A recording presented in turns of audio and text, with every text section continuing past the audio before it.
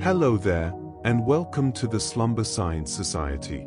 Perhaps you've had a long day, or maybe you're simply looking for something to ease you into rest. Tonight, we're going to explore something fascinating yet forgotten. Stories from the Second World War that history books often overlook.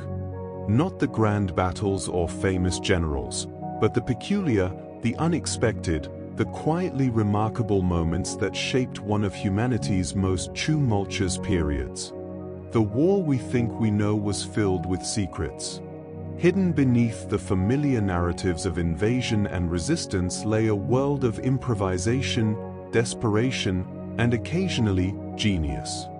These are the stories that slip through the cracks of history, the ones that reveal just how strange, how inventive, how utterly human that global conflict truly was. Let's begin with a soldier who couldn't let go. When the atomic bombs fell on Hiroshima and Nagasaki in August 1945, the world changed forever.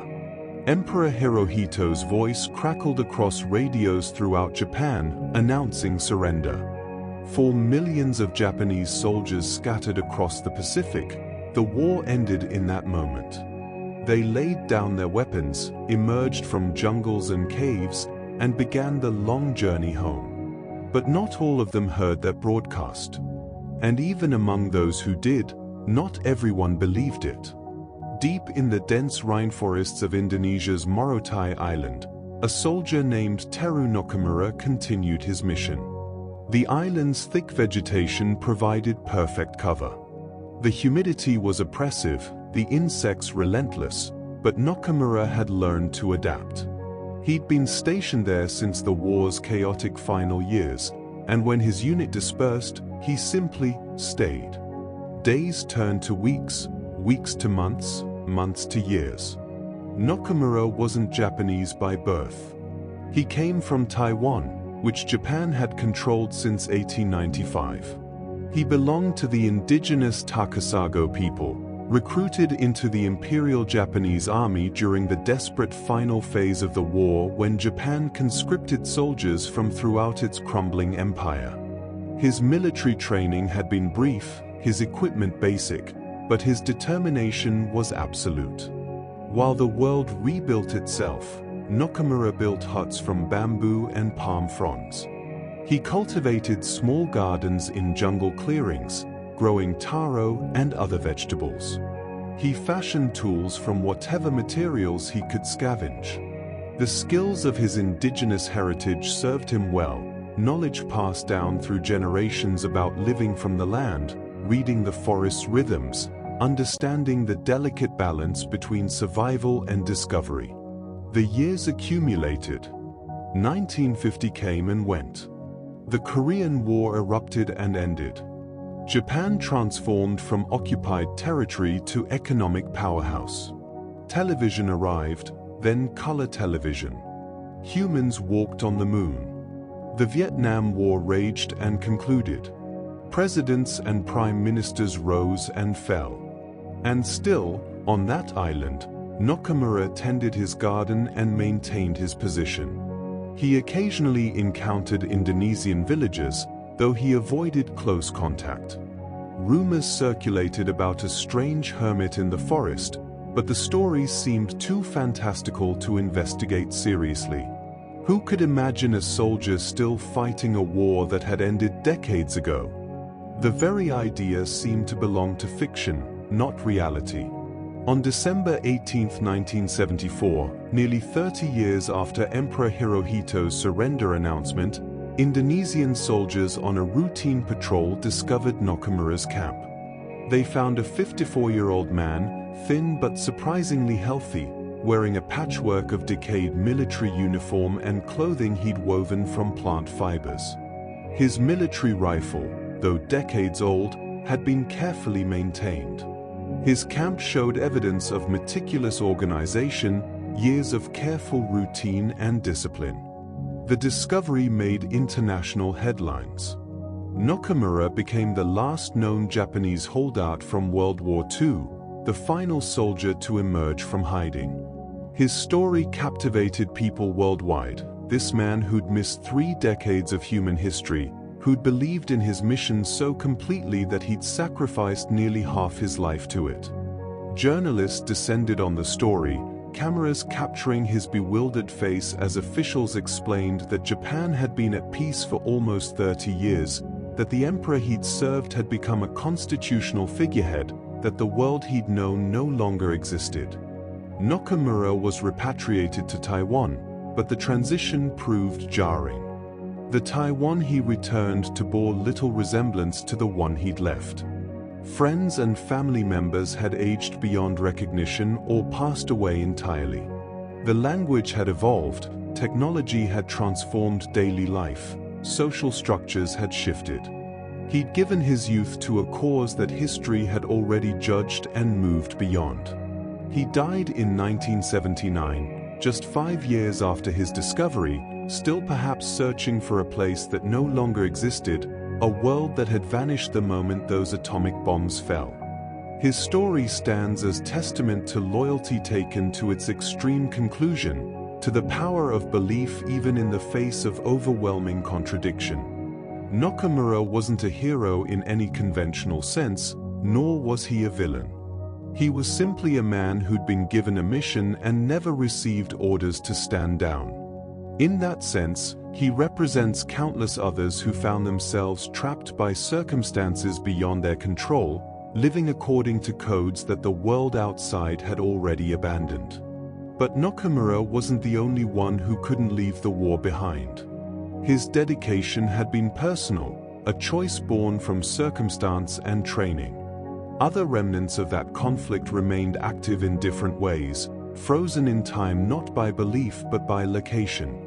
High in the French countryside, buried deep beneath tons of concrete and earth, lay one of Germany's most ambitious weapons projects. The fortress of Mimoyex, carved into the hills near the English Channel, housed something that seemed more science fiction than engineering, a weapon so massive and so powerful that it could theoretically reduce London to rubble without a single aircraft leaving the ground. The V3 cannon represented the culmination of Germany's long-range artillery program. While the V1 flying bombs and V2 rockets grabbed headlines and terrified British civilians, the V3 operated on a different principle entirely. This wasn't a missile or a bomb. This was a gun, but a gun unlike any other ever constructed.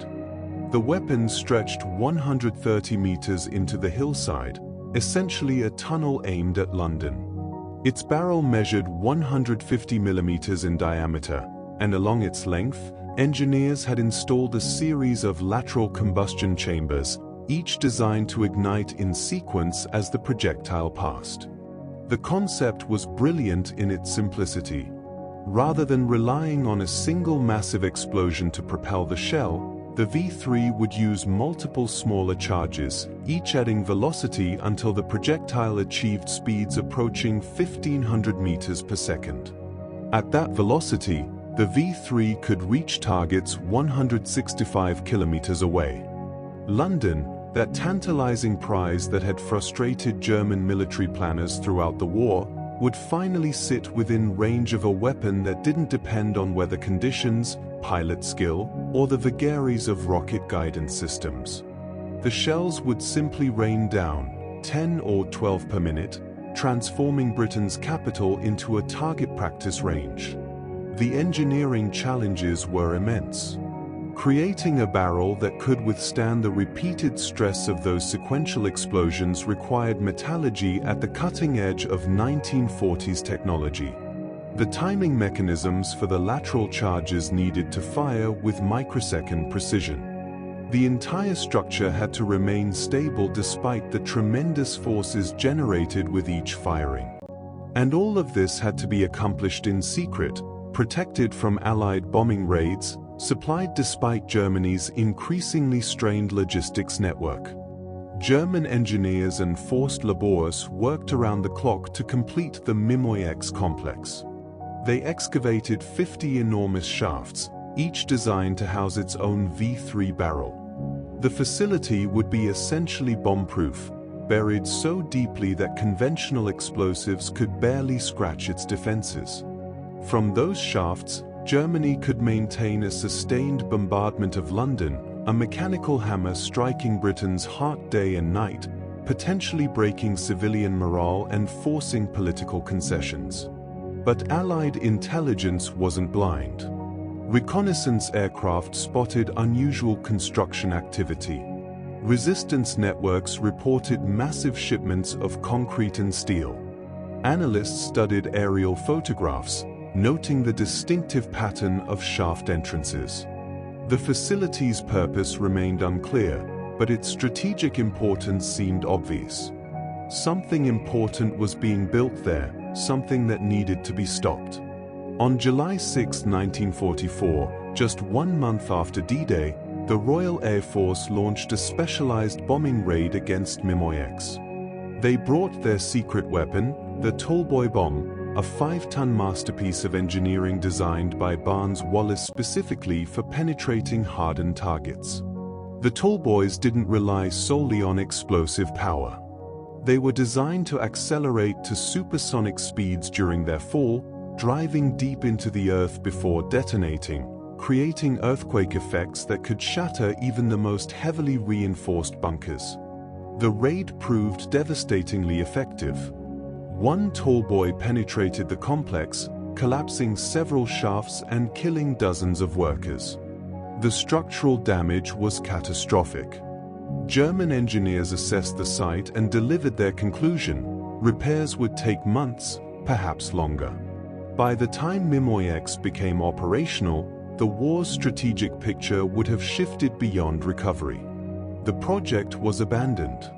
Ironically, the V-3 did eventually fire its shells in anger, but not at London. German engineers transported several barrels to Luxembourg, where they bombarded the city from December 1944 to February 1945. They fired 183 rounds total, killing 10 people and wounding 35.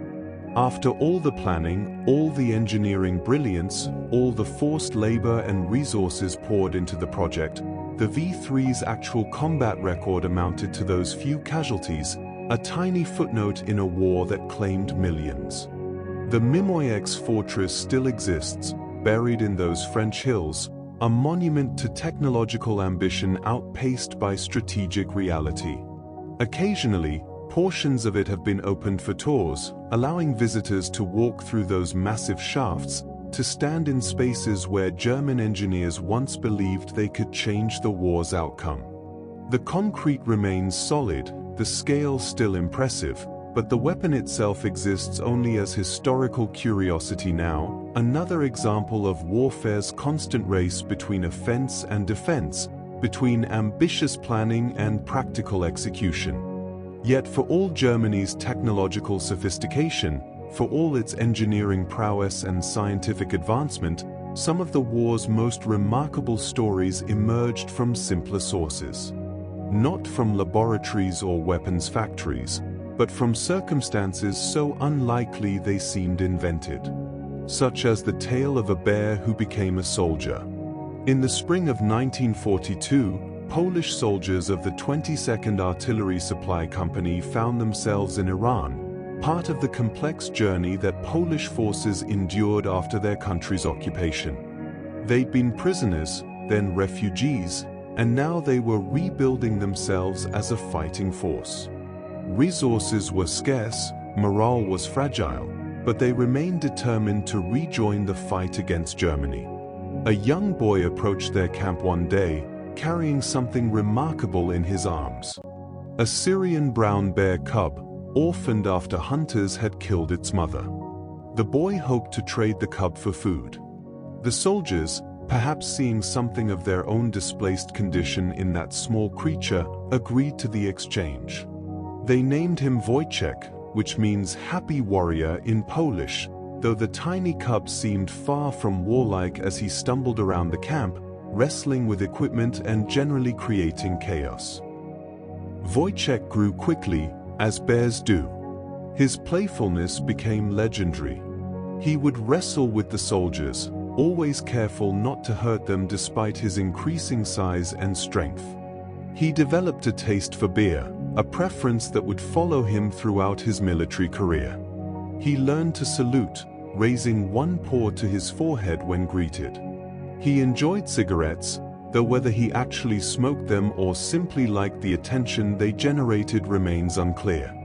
The soldiers doted on him, this living reminder of innocence in a world consumed by violence. But Wojtek was more than a mascot. When the Polish forces prepared to deploy to Italy, regulations prohibited them from bringing pets or animals aboard transport ships. The solution demonstrated the peculiar logic of military bureaucracy. They officially enlisted Wojtek as a soldier. He received a serial number, a pay book, and a rank. Private Wojtek became a legitimate member of the Polish army, with all the privileges and responsibilities that status entailed. In Italy, during the brutal Battle of Monte Cassino in May 1944, Wojtek proved his worth. The battle was vicious, close quarters fighting amid the ruins of an ancient monastery.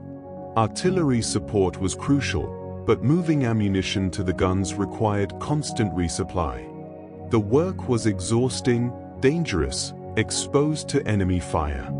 Wojtek watched the soldiers hauling crates of shells, then began imitating them. He would stand upright, take a 25-kilogram crate of artillery shells in his arms, and carry it to the gun positions. He worked alongside the men, making dozens of trips, never dropping a single shell despite the explosions and chaos around him. The sight of a bear carrying ammunition through a battlefield must have seemed surreal to everyone who witnessed it. Enemy soldiers probably questioned their own sanity.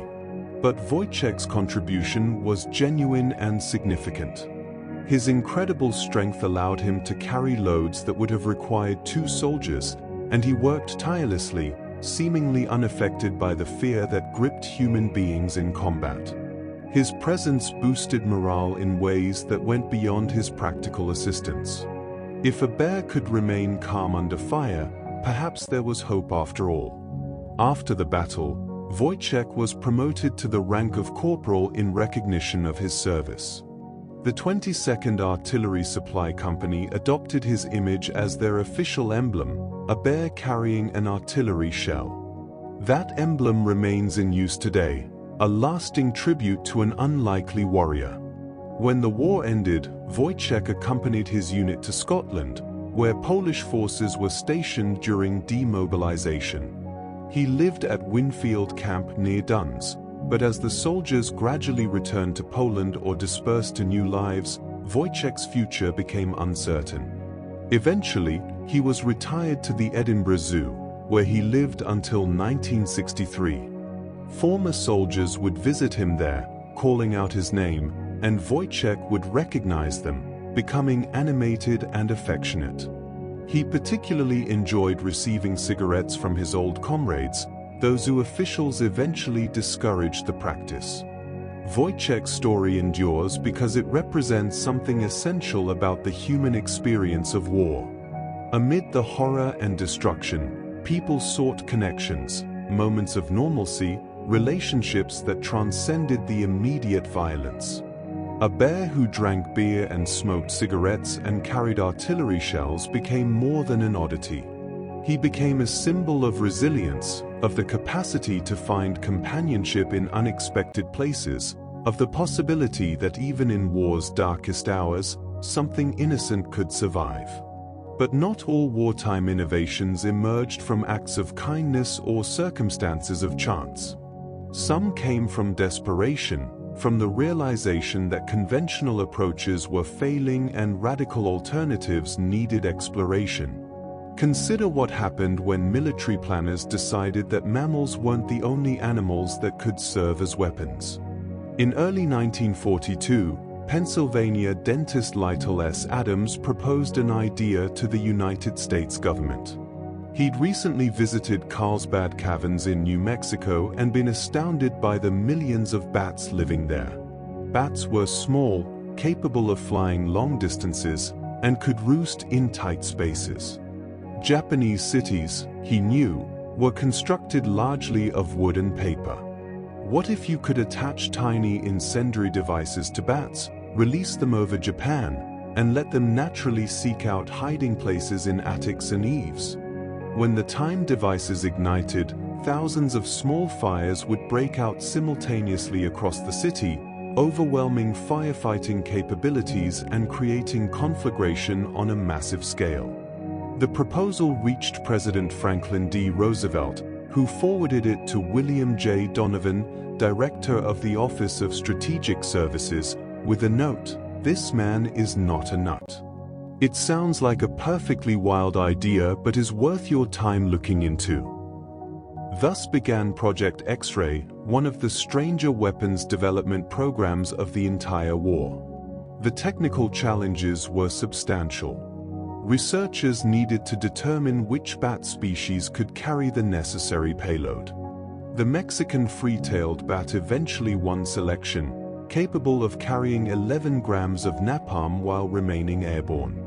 Each bat would be fitted with a tiny incendiary device, about the size of a cigarette lighter, attached with surgical clips. The devices included timers that would delay ignition until the bats had found roosts. The delivery system required equal ingenuity. Engineers designed bomb-shaped canisters that could hold over 1,000 hibernating bats, maintained in cold storage during transport. The canister would be dropped from a bomber at dawn, deploying a parachute at predetermined altitude. As it descended, the sides would fall away, releasing the bats over a wide area. The bats, emerging from hibernation, would scatter to find shelter, unknowingly carrying their deadly cargo. Testing revealed both promise and problems. In one incident at Carlsbad Army Airfield in May 1943, armed bats were accidentally released. They roosted under a fuel tank and subsequently incinerated the entire testing facility. While this demonstrated the weapon's effectiveness, it also highlighted control difficulties. How do you direct bats? How do you ensure they target enemy territory rather than friendly positions? The answers remained elusive. Additional tests at Dugway Proving Ground in Utah used a mock Japanese village, complete with authentic architectural details. The results impressed observers. The incendiary devices worked exactly as designed, starting fires in locations firefighters couldn't easily reach. Analysis suggested that bat bombs could start thousands of simultaneous fires per bomber load, far exceeding the effectiveness of conventional incendiary weapons. But the program faced competition. As bat bomb development continued through 1943 and into 1944, another project was progressing much faster and promised far more decisive results. The Manhattan Project was developing an atomic weapon that could destroy entire cities with a single device. By comparison, bat bombs seemed quaint, requiring elaborate logistics and uncertain results. When Fleet Admiral Ernest J. King learned that bat bombs wouldn't be combat-ready until mid-1945, he cancelled the program. By that time, the project had consumed approximately $2 million, the equivalent of $35 million today. Advocates argued that bat bombs could have achieved Japan's defeat with fewer civilian casualties than atomic weapons. The fires would force evacuations, disrupt industry, and undermine morale without the immediate mass death of nuclear explosions. Perhaps they were right. We'll never know what might have happened if the United States had committed fully to the concept, if thousands of bat bombers had darkened Japanese skies. History chose a different path, one measured in atomic fire rather than scattered incendiaries. The bat bomb program exemplified a pattern that repeated throughout the war. Faced with unprecedented challenges, nations explored unprecedented solutions. Some proved brilliant. Others revealed themselves as expensive detours. But all demonstrated the desperate creativity that total war demanded, the willingness to consider any idea, no matter how unusual, if it might provide advantage. That same logic led the Soviet Union down an even darker path. Soviet planners, watching German panzers roll across their territory in 1941, desperately needed anti-tank weapons. They had few options. Their anti-tank rifles were inadequate. Their artillery was often out of position or destroyed before it could engage. They needed something mobile, something that could be produced quickly and cheaply, something expendable. They decided to weaponize dogs. The concept was brutally simple. Dogs would be trained to associate food with tanks. Handlers would place the dogs' meals underneath stationary tanks during training, teaching them to run beneath armored vehicles seeking food. Once this behavior was ingrained, the dogs would be fitted with approximately 10 kilograms of explosives carried in canvas bags, with a wooden lever extending upward. When the dog dove beneath an enemy tank, the lever would strike the tank's belly, detonating the charge. The explosion would target the thinnest armor, ideally disabling the vehicle. The program began in the 1930s, but escalated dramatically after Germany's 1941 invasion. Training schools processed hundreds of dogs, mostly German Shepherds selected for their trainability and physical capabilities. About 40,000 dogs served in various capacities in the Red Army during the war, including thousands as anti-tank weapons.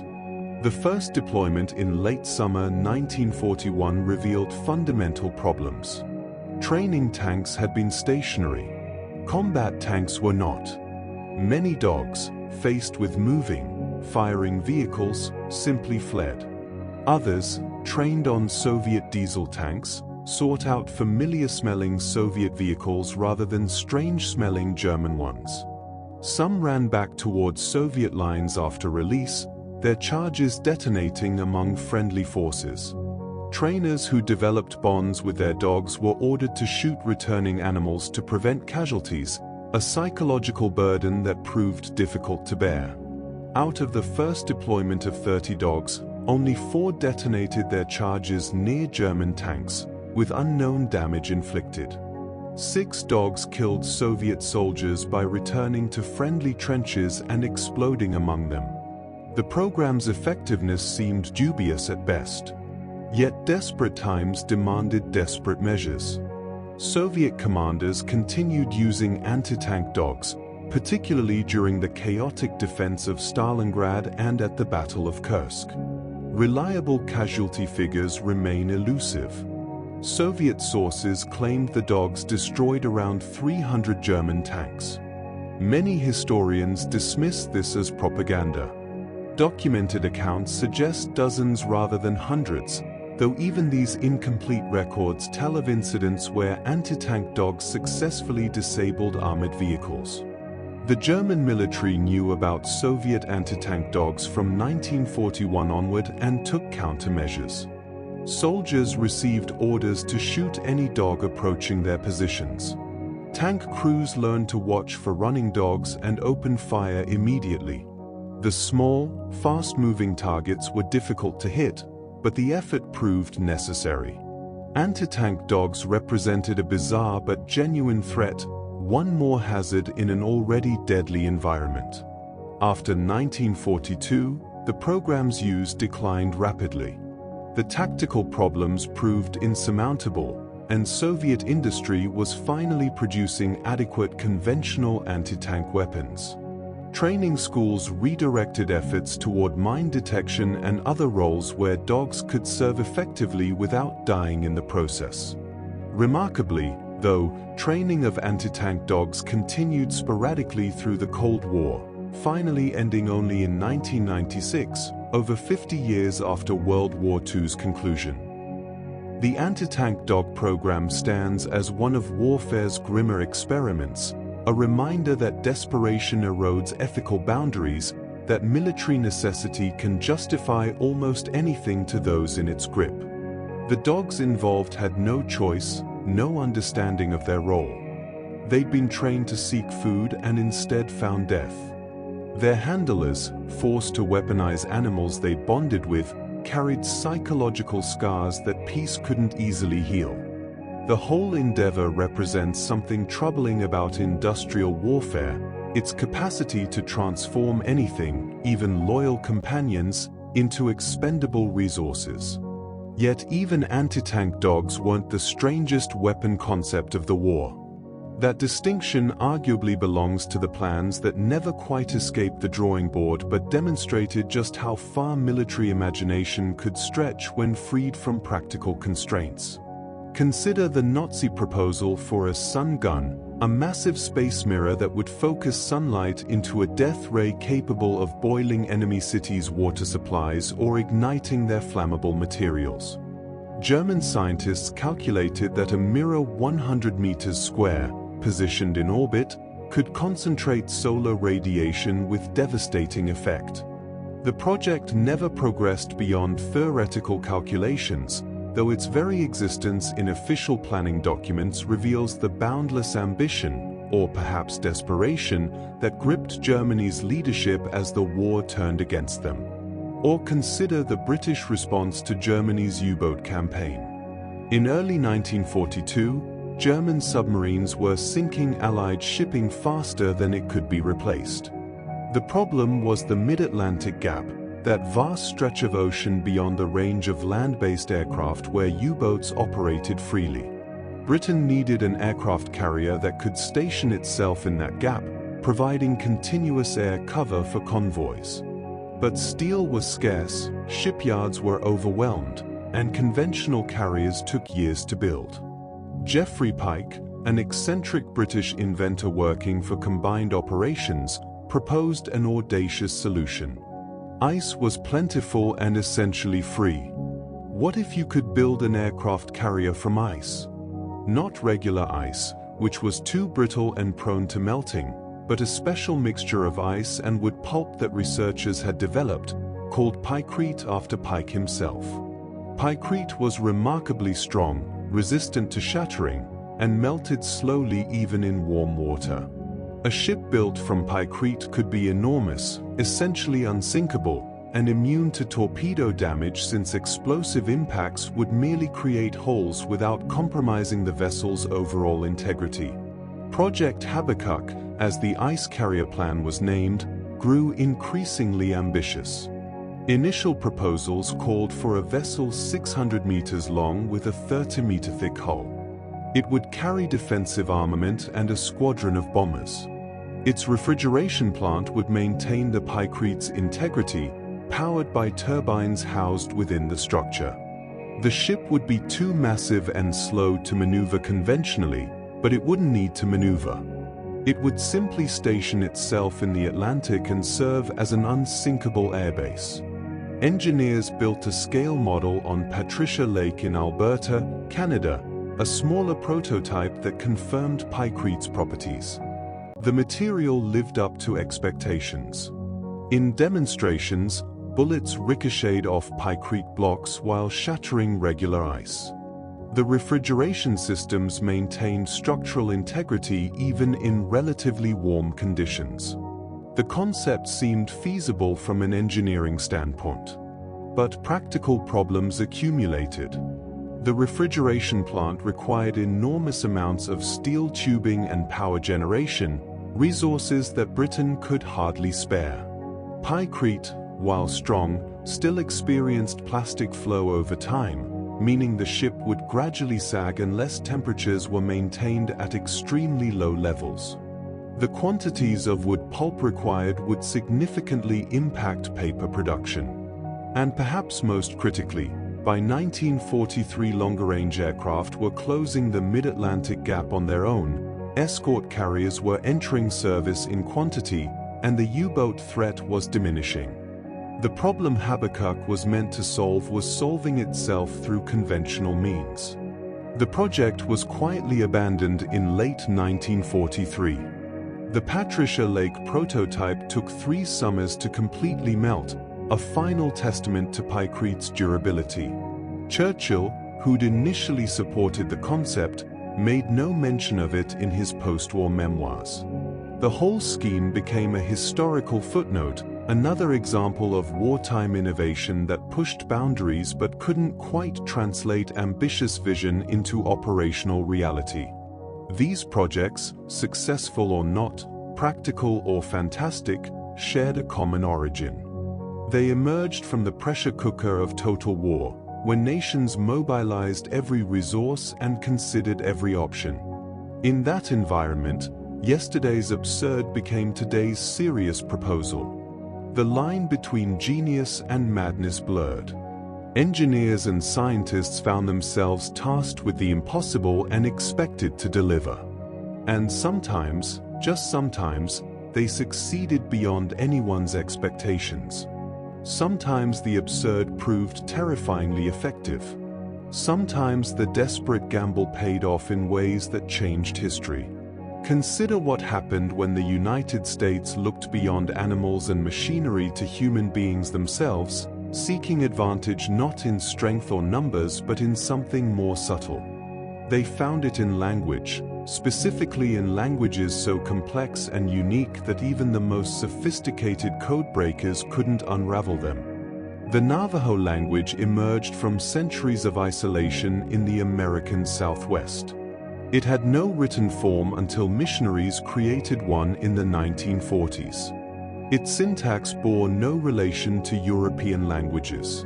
Its complex tonal and dialectical variations made it essentially impossible for anyone raised outside the culture to truly master.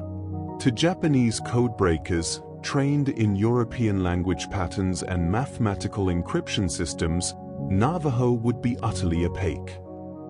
Philip Johnston, a World War I veteran and the son of missionaries who'd worked among the Navajo people, proposed the idea to the Marine Corps in early 1942. The Corps, deeply skeptical, agreed to a demonstration. Johnston recruited several Navajo speakers and staged mock combat scenarios. The Navajo transmitted and decoded messages in seconds, far faster than any mechanical encryption system. Marines watching the demonstration realized they were witnessing something revolutionary, a communication method that combined absolute security with incredible speed. The first 29 Navajo recruits reported to boot camp in May 1942. These men, who became known as the First 29, faced a unique challenge. Not only did they need to complete regular Marine training, but they had to create an entirely new vocabulary. The Navajo language lacked words for military equipment, tactical concepts, and technological terms. How do you say tank in Navajo when tanks didn't exist in traditional Navajo experience?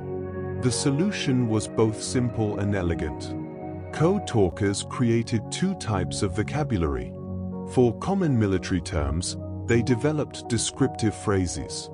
A submarine became iron fish. A bomber was a buzzard. A battleship was a whale. For proper alphabet spelling, they assigned Navajo words to each letter. A was ant, B was bear, and so on. The system allowed code talkers to phonetically spell out proper names or technical terms that had no Navajo equivalent. But this wasn't simple translation. The code talkers added an extra layer of encryption by creating alternate words for frequently used letters. The letter A could be represented by ant, apple, or axe, chosen at the code talker's discretion. This prevented enemy linguists from recognizing patterns even if they somehow obtained Navajo language resources, which were already scarce to the point of non-existence in Japan. The code talkers memorized hundreds of terms, practiced under stressful conditions, and eventually deployed to every Marine division in the Pacific. At Iwo Jima in February 1945, 6 code talkers working around the clock sent and received over 800 messages during the battle's first 2 days, all without error. Major Howard Connor, the 5th Marine Division signal officer, later stated, "Were it not for the Navajos, the Marines would never have taken Iwo Jima." The Japanese never broke the code. They captured code talkers during combat, interrogated them extensively, and learned nothing useful. The language remained impenetrable. Other nations used code talkers as well: the Comanche in the European theater, the Meskwaki, the Choctaw, dozens of indigenous groups whose languages became weapons more powerful than any gun. But the Navajo code talkers remain the most famous, partly because their system was the most sophisticated, partly because they served in the Pacific where code security was most critical. The irony was profound. Native Americans, whose languages and cultures had been systematically suppressed by United States government policy for decades, whose children had been forcibly sent to boarding schools where speaking their native tongues resulted in punishment, suddenly found those same languages embraced as instruments of national security. The government that had tried to erase their linguistic heritage now depended on it for victory. Some code talkers had been punished as children for speaking Navajo. Now they were being commended for the same behavior. The code remained classified until 1968, 23 years after the war's end. During those decades, code talkers couldn't discuss their service, couldn't explain their role, couldn't share their experiences even with family. They'd helped win the Pacific War, but official recognition came slowly and belatedly. It wasn't until 2001 that the original 29 code talkers received congressional gold medals, and by then most had already died. Their story speaks to the complexity of American identity during World War II. The nation proclaimed itself the defender of freedom and democracy while maintaining legal segregation, while imprisoning Japanese Americans in internment camps, while denying basic rights to millions of citizens. Yet that same imperfect nation also recognized the value of diversity when properly applied, understood that strength could emerge from unexpected sources, appreciated that unity didn't require uniformity. The code talkers embodied that contradiction. They served a nation that had mistreated their people, fighting for principles that weren't fully extended to them.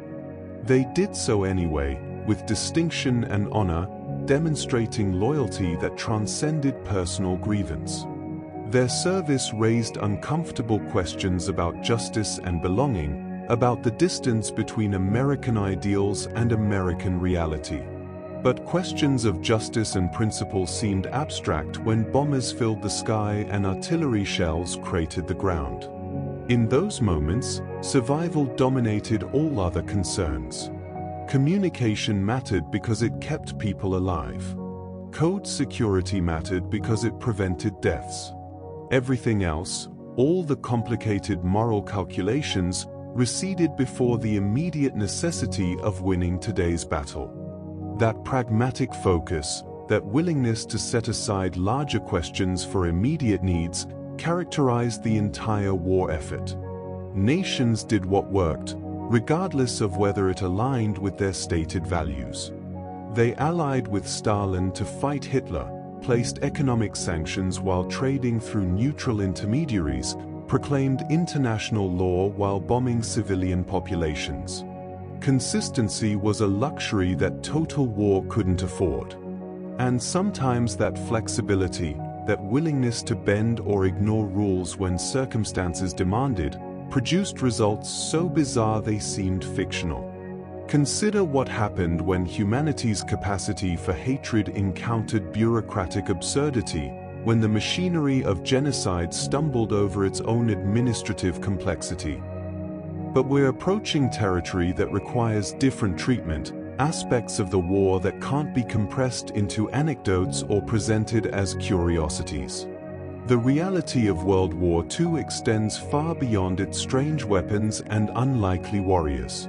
Behind every unusual story lie millions of conventional tragedies, deaths that weren't remarkable except to those who died and those who mourned them. Perhaps that's why these odd stories endure. They offer us entry points into a conflict too massive to fully comprehend. We can't really grasp what it meant for 70 to 80 million people to die. The numbers transcend human understanding. But we can understand a bear carrying artillery shells, a soldier who couldn't leave his post, dogs running beneath tanks, code talkers using the language that had once been forbidden to them. These stories are human-sized. They fit within the scale of individual experience. They also remind us that even in wars, organized horror, randomness, and chance continue to operate. Not everything that happened made sense. Not every outcome reflected careful planning or strategic wisdom. Sometimes ridiculous ideas were seriously considered. Sometimes desperate gambles succeeded. Sometimes the absurd became real, and the real became absurd. As we continue exploring these forgotten corners of World War II, as we examine the military operations that seemed more fiction than fact, the plans that defied belief, the outcomes that surprised everyone involved, remember that each strange story connects to thousands of normal ones. For every code talker transmitting unbreakable messages, hundreds of ordinary soldiers hauled supplies, dug foxholes, wrote letters home, and tried to survive another day. For every experimental weapon, 1,000 conventional rifles fired conventional bullets at conventional targets. The strange stories matter not because they were typical, but because they weren't. They reveal the extraordinary creativity and occasional madness that total war unleashed. They show us what happened when normal constraints dissolved, when nations mobilized every resource, intellectual and material, towards single-minded pursuit of victory. They demonstrate humanity's capacity for invention under pressure, for finding solutions in unexpected places, for maintaining hope even when circumstances suggested despair. And they remind us that history contains more strangeness than we usually acknowledge. The textbooks present clean narratives, clear causation, logical progression. But the lived experience was messier. People improvised constantly, made it up as they went along, tried things that shouldn't have worked but somehow did. The strange stories aren't aberrations from the real war. They are the real war, just the parts that don't fit neatly into conventional historical accounts.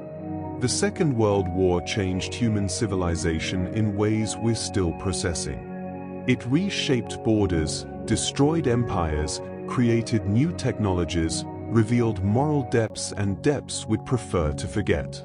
It killed more people than any previous conflict and introduced weapons capable of ending human existence entirely. Its shadow extends across decades, influencing politics, culture, and international relations long after the last shot was fired. But it was also a collection of individual moments, personal decisions, small acts of courage or cruelty or absurdity that accumulated into the historical record. The bear carrying shells, the soldier who wouldn't surrender, the bats with incendiary devices, the dogs running toward death they couldn't understand, the submarines searching for enemies they couldn't see, the code talkers speaking the language that was supposed to be erased. These moments matter precisely because they're small enough to understand, human enough to relate to, strange enough to remember. As we move deeper into this exploration, as we examine more of the war's hidden corners and forgotten episodes, keep that perspective. The strangeness isn't a distraction from the real history. It is the real history, the human dimension that exists beneath strategic analysis and geopolitical theory. These were people, making choices under impossible pressure, trying to survive and help their companions survive, finding ways to maintain humanity even in humanity's darkest hour. The stories ahead will continue this pattern. We'll encounter more bizarre weapons, more unlikely alliances, more plans that seemed destined to fail but somehow succeeded, or seemed destined to succeed but somehow failed. We'll see what happened when desperation met creativity, when scientific theory collided with combat reality, when individuals were asked to do things no one should ever have to do. And through all of it, we'll try to remember that these weren't just historical events. They were lived experiences, moments of terror and triumph, decisions made in conditions we can barely imagine. The people involved weren't historical figures. They were human beings, doing their best with limited information and impossible choices, trying to find meaning in chaos, seeking purpose in destruction. That's what makes these stories worth telling. Not because they are unusual, though they are. Not because they're entertaining, though they can be. But because they remind us that history happens to people, that grand narratives consist of individual moments, that understanding the past requires attending to its human dimension, even and especially when that dimension seems absurd or impossible or too strange to believe. The war continued, day after day, battle after battle, death after death. Some people fought with conventional weapons. Others used code or ice or animals or whatever tools desperation provided. Some sought glory. Others simply sought survival. Some made history. Others were swallowed by it. But all of them, every single one, faced the same fundamental question: how do you remain human when humanity itself seems to be failing? How do you hold on to decency when the world descends into barbarism? How do you find hope when hope seems irrational? The answers varied. Some found strength in duty, others in faith, others in simple determination to see one more sunrise. Some gave up. Some persevered. Some became better than they'd been. Others became worse. War revealed character but didn't determine it. In the same circumstances, people made different choices, found different paths, reached different conclusions. That's why the strange stories matter. They show us the full spectrum of human response to inhuman conditions. They demonstrate that even in the worst circumstances, creativity persists, humor survives, compassion remains possible. They prove that the human spirit, while definitely capable of tremendous evil, also possesses remarkable resilience, adaptability, and occasional wisdom. The question remains: what compels people to serve causes that history later judges harshly? Nakamura served the Japanese Empire, an entity responsible for tremendous suffering across Asia.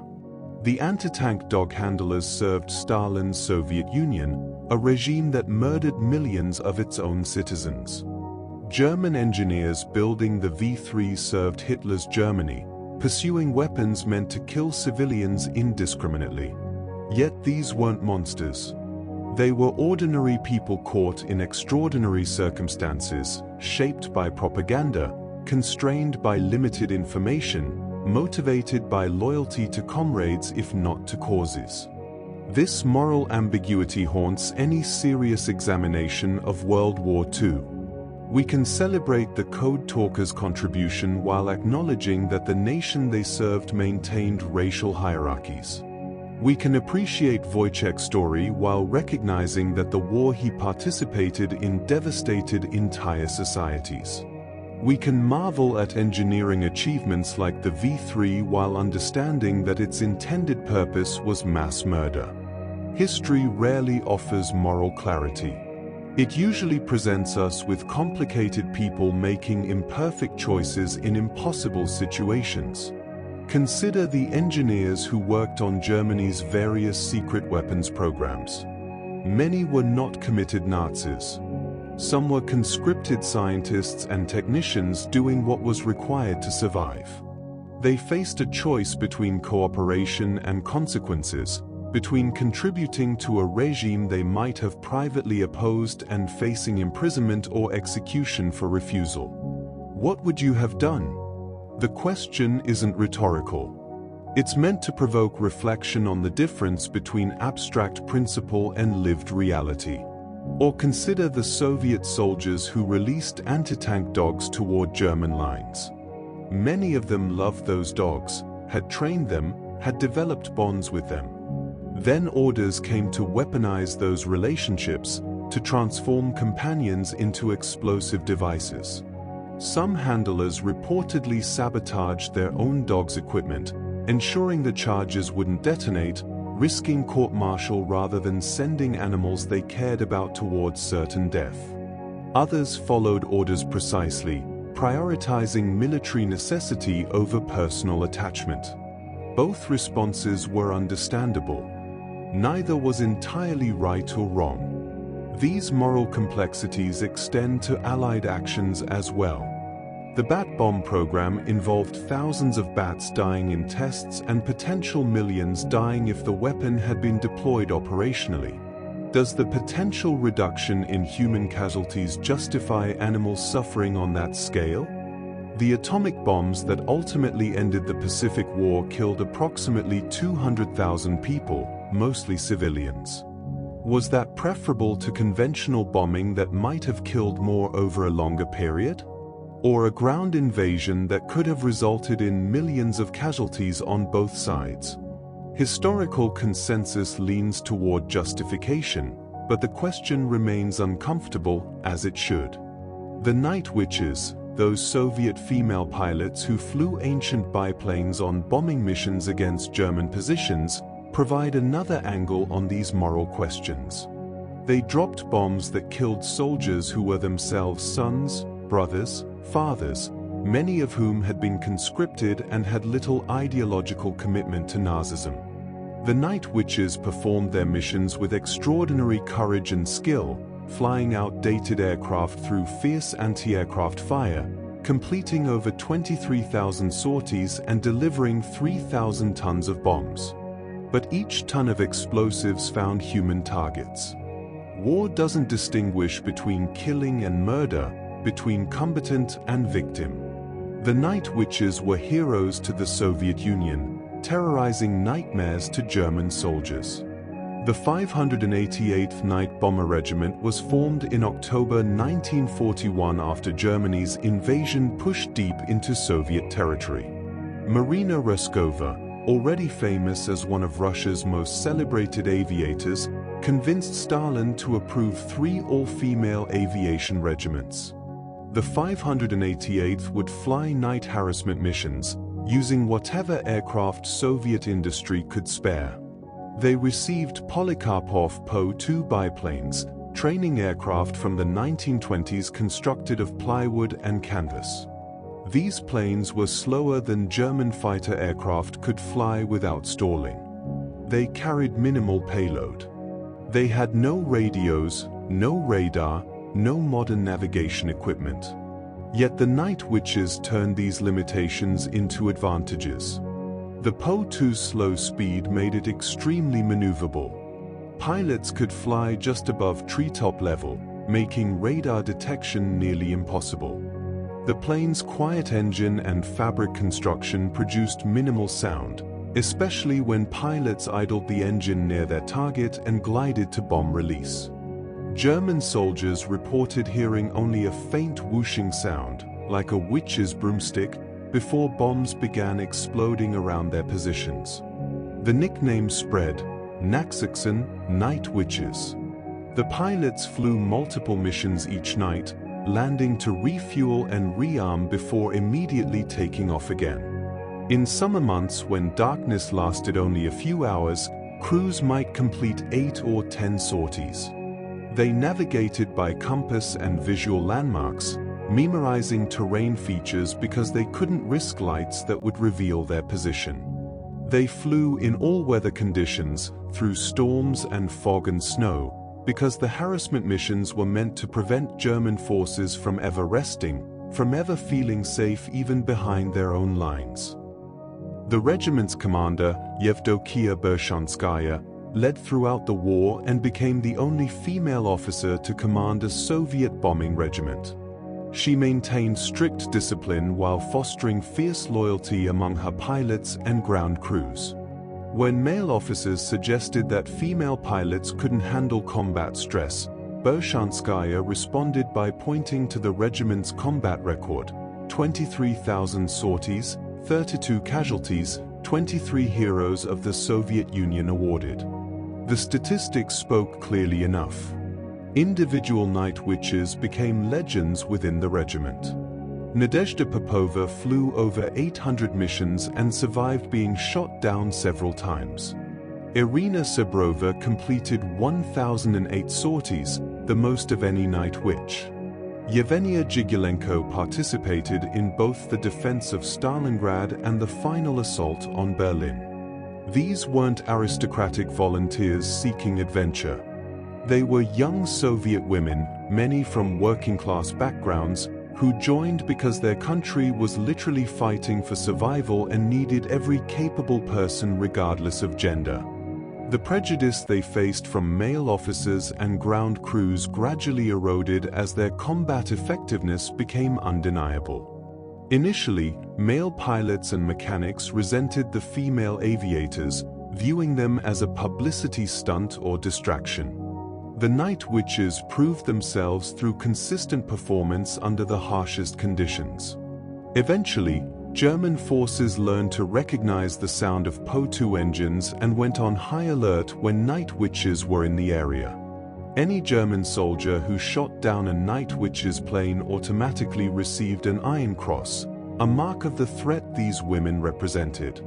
The regiment's losses were significant but not catastrophic considering their exposure to enemy fire.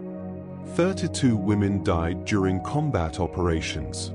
Every survivor carried psychological scars. They'd lost friends, witnessed aircraft exploding in midair, escaped death by margins measured in seconds or centimeters. After the war, many struggled to process their experiences, to reconcile the young women they'd been with the warriors they'd become.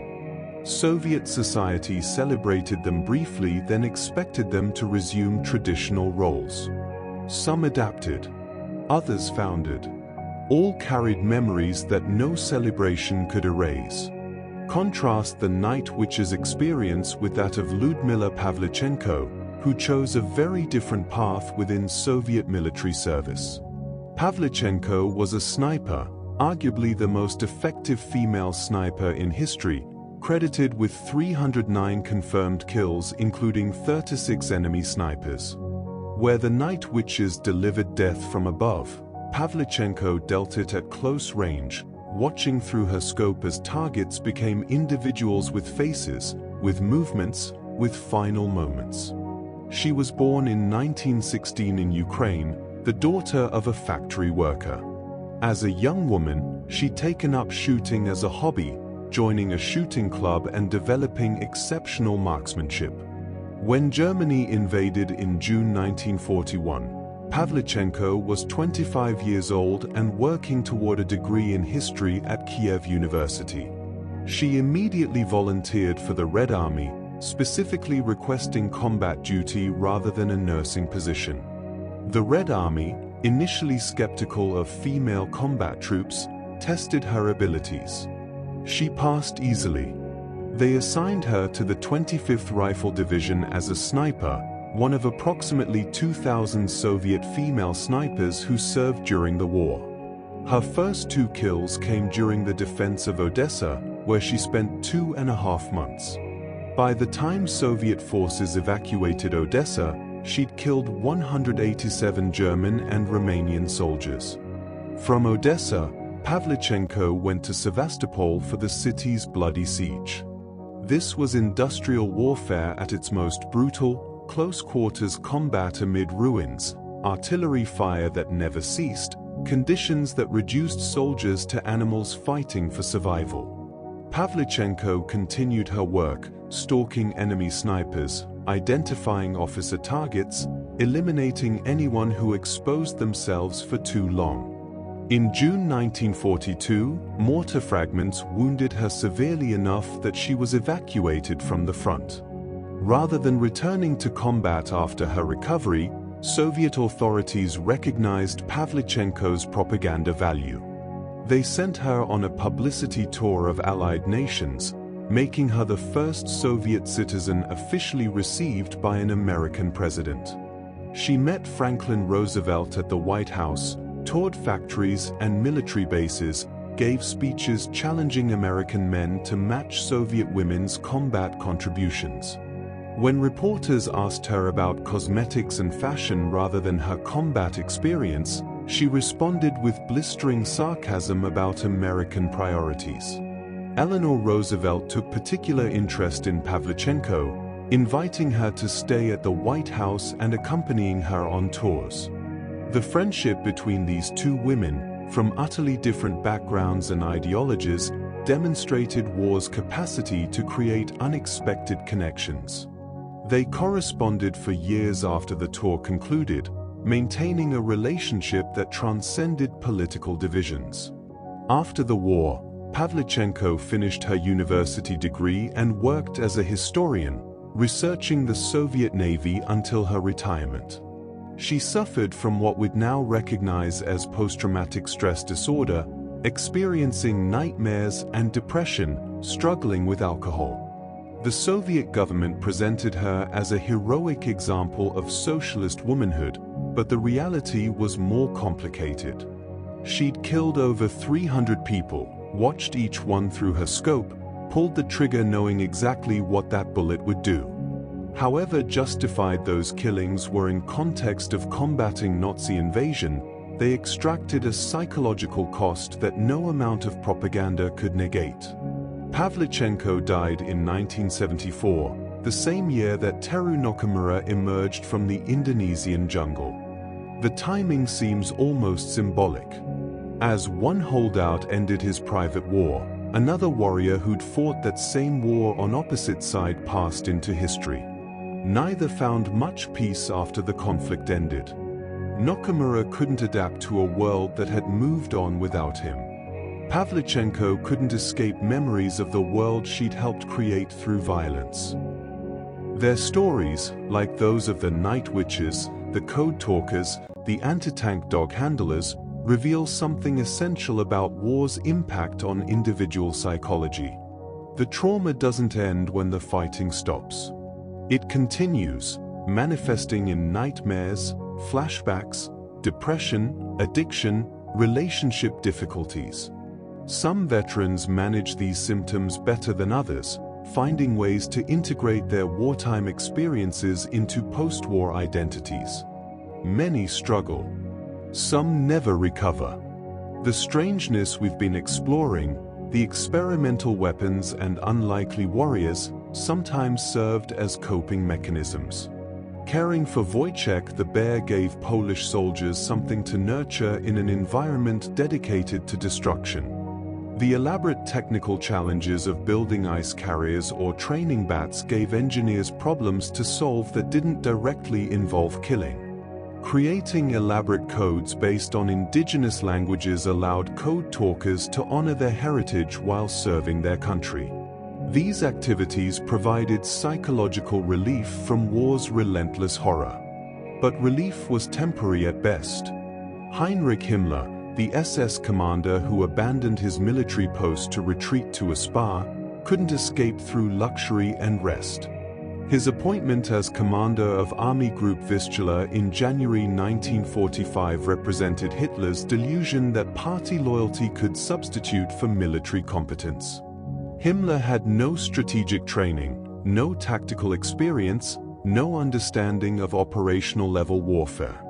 He'd built his career through ideological fanaticism and administrative skill managing the Nazi security apparatus. When Hitler ordered him to defend Germany's eastern approaches against Soviet armies that vastly outnumbered his forces, Himmler was utterly unprepared. He established headquarters in a special train, worked only 4 hours per day, insisted on lengthy lunches and daily massages. He demanded afternoon naps. His staff reported that he seemed confused by military terminology and unable to grasp tactical concepts. He rarely visited the front lines, relying instead on reports that he often misunderstood. The result was predictable catastrophe. Army Group Vistula, cobbled together from shattered units withdrawn from other fronts, suffered 98,000 casualties in January and February 1945 while accomplishing nothing of strategic value. Himmler's orders reflected his lack of understanding. He demanded counterattacks without adequate forces. He refused to authorize tactical withdrawals that might have saved encircled units. He created confusion and distrust among professional officers who recognized his incompetence but couldn't refuse orders from Hitler's chosen commander. By mid-February, Himmler's physical and mental state had deteriorated noticeably. He retreated to Hohenlychen Sanatorium, ostensibly for health reasons but actually fleeing responsibilities he couldn't handle. On March 20th, Hitler finally replaced him with General Gotthard Heinrici, a competent professional officer who immediately began implementing sensible defensive strategies. But the damage was done. Army Group Vistula had been wrecked by Himmler's incompetent leadership, and the Soviet advance had gained crucial momentum. Himmler's military failure demonstrates the hollowness of Nazi ideology's claims about superior will and racial destiny. When confronted with actual military reality, party loyalty and ideological commitment proved worthless. The Soviets didn't care about Himmler's faith in German superiority. They cared about artillery fire, combined arms tactics, numerical advantage, and strategic depth. Himmler's forces possessed none of these advantages, and his leadership couldn't manufacture them through force of will or ideological fervor. The spa to which Himmler fled was itself symbolic. While soldiers under his command died by the thousands, their commander sought massage therapy and afternoon rest. The disconnect between leadership privilege and frontline suffering had always characterized warfare, but Himmler's case was particularly egregious because he built his career on rhetoric about sacrifice and duty. When his own sacrifice was demanded, he couldn't meet the standard he'd imposed on millions of others. Yet we shouldn't view Himmler simply as a coward. He was one of history's great monsters, directly responsible for organizing the Holocaust and countless other Nazi atrocities. His military incompetence pales beside his crimes against humanity. The Spa episode is almost comical compared to his actual legacy. But it does reveal something about totalitarian systems. They promoted ideological commitment over competence, valued loyalty over expertise, confused propaganda with reality. The result was systematic failure when ideology collided with practical requirements. These patterns of failure recurred throughout the war. Germany's exotic weapons programs consumed resources that conventional weapons production desperately needed. Japan's focus on offensive doctrine prevented adequate investment in logistics and defense. Italy's military suffered from leadership that prioritized political connections over tactical ability. Even the victorious Allies made tremendous mistakes, pursuing strategies that cost thousands of unnecessary casualties, supporting resistance groups that later became problematic, making political compromises that stored up trouble for decades afterward. The war's outcome depended less on brilliance than on avoiding critical errors. The Allies won partly through superior strategy and tactics, but primarily through superior resources and willingness to absorb losses that Axis powers couldn't sustain. Once Allied industrial capacity fully mobilized, once Soviet manpower reserves fully deployed, once American logistics capabilities fully engaged, the Axis faced insurmountable disadvantages. Germany's secret weapons, Japan's desperate tactics, Italy's attempts at salvaging prestige, all represented responses to strategic situations that had already become hopeless. Project Habakkuk, the ice carrier scheme, emerged from this pattern of desperation breeding creativity. Britain faced a genuine threat from U-boats in 1942, but ice carriers weren't the answer. Longer-range aircraft, improved radar, code-breaking successes, and increasing numbers of escort carriers solved the problem through conventional means. Similarly, Germany's V-weapons program, while technologically impressive, couldn't alter strategic reality. You can't win a war by bombing London when Soviet armies are overrunning your eastern territories and Allied forces are liberating Western Europe. The strange weapons and bizarre tactics we've explored shared this characteristic. They were responses to problems that required conventional solutions. The bat bomb couldn't substitute for the massive industrial bombing campaign that was actually destroying Japanese cities. Anti-tank dogs couldn't replace the artillery, anti-tank guns, and improved infantry tactics that eventually contained German armored forces. The V-3 cannon couldn't accomplish what strategic bombing and ground invasion were achieving through conventional application of force. Yet people tried these exotic approaches anyway, partly from genuine belief in their potential, partly from desperation, partly from bureaucratic momentum that kept programs going long after their futility became apparent.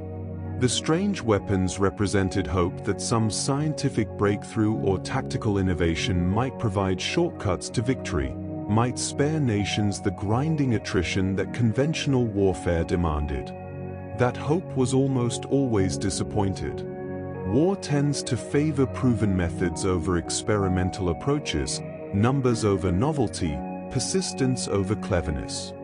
The exotic weapons made headlines and consumed resources but rarely changed outcomes.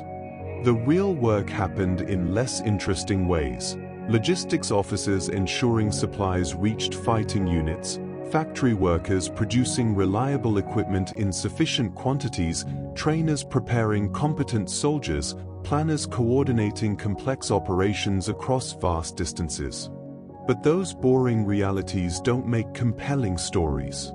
We remember the bear carrying artillery shells, not the thousands of soldiers who hauled ammunition by hand. We remember the code talkers with their unbreakable language, not the radio operators who transmitted conventional messages. We remember Project Habakkuk's ambition, not the escort carrier crews who actually closed the Atlantic Gap. This isn't historical distortion so much as human nature. We're drawn to the unusual, the unexpected, the extraordinary. Perhaps that's acceptable, even necessary. History shouldn't be only about grand strategy and statistical analyses. It should include human dimensions, individual stories, moments of strangeness and wonder that reveal war's full complexity. The night witches matter not because they were typical Soviet aviators, but because they weren't. Wojtek matters because bears shouldn't carry artillery shells, yet this one did. The code talkers matter because their story illuminates contradictions at the heart of American identity. These stories remind us that history is lived by people, not by abstract forces or inevitable processes. The grand narratives we construct afterward impose order on what was actually chaotic, contingent, often absurd. People improvised constantly, tried things that shouldn't have worked, succeeded through luck as often as skill. The clean storylines we tell obscure the messiness of actual experience. So these strange stories serve a purpose beyond entertainment. They complicate our understanding, challenge simplistic narratives, restore some sense of the confusion and uncertainty that characterized the actual war. They remind us that history happens to individuals who don't know how things will turn out, who make decisions with incomplete information, who muddle through as best they can. And they provide entry points for understanding a conflict that otherwise risks becoming incomprehensible through its sheer scale. We can't really grasp 70 million deaths. That number exceeds human capacity for comprehension. But we can understand one soldier who wouldn't leave his post, one bear who became a warrior, one group of pilots who flew ancient planes against modern armies. These human-scale stories let us access the larger tragedy without being overwhelmed by its magnitude. The strangeness continues. The experiments continue. The human capacity for innovation, desperation, and occasional absurdity persists through even the darkest times. We've explored bears carrying shells, bats meant to burn cities, women flying through darkness. Now we turn to even stranger corners of World War II's forgotten history, to plans that stretched the boundaries of imagination and occasionally crossed into the territory of madness. Consider Operation Vegetarian. The name alone suggests something peaceful, perhaps even humanitarian. The reality was anything but. British scientists developed a plan to devastate Germany's food supply by dropping millions of linseed cakes infected with anthrax spores across German farmland. The cattle would eat the cakes, contract anthrax, die horrible deaths. Then the human population would consume the infected meat. The result would be mass death, agricultural collapse, and a famine that would dwarf anything conventional bombing could achieve. The plan began development in 1942 at Porton Down, Britain's biological weapons facility. Paul Fields, the director of the biology department, coordinated the effort. He needed suppliers for the chemicals, manufacturers for the cakes themselves, special containers to transport them without contamination, and modified aircraft to drop them without destroying them. The complexity of the operation matched its ambition. The Olympia Oil and Cake Company in Blackburn Meadows produced the linseed cakes in large batches. Then J&E Atkinson, a soap manufacturer, cut them into precise sizes, 2.5 centimeters in diameter, 10 grams in weight. They produced between 180,000 and 250,000 pieces per week, aiming for a final total of 5,273,400 cakes by April 1943. The scale of production rivaled that of conventional weapons manufacturing. The anthrax bacteria came from a government laboratory operated by the Ministry of Agriculture, Fisheries and Food. Scientists there developed the injection method for introducing anthrax into the linseed cakes. 13 women, former soap makers, performed the actual injection work. Think about that for a moment. 13 women, whose job involved creating instruments of mass death, handling lethal biological agents, preparing millions of cakes that could kill millions of people. They worked in relative obscurity, following orders, performing tasks that might have haunted their dreams for decades afterward. The cakes went into 18 centimeter square cardboard boxes, each holding up to 400 cakes. The boxes had steel handles to minimize human contact during transport. The Royal Air Force modified Avro Lancasters, Handley Page Halifaxes, and short Stirlings with wooden tray systems attached to flare chutes for deployment. But before operational deployment, the plan required testing. The British government chose Gruned Island, 520 acres off Scotland's coast, near a military base at Loch Ewe.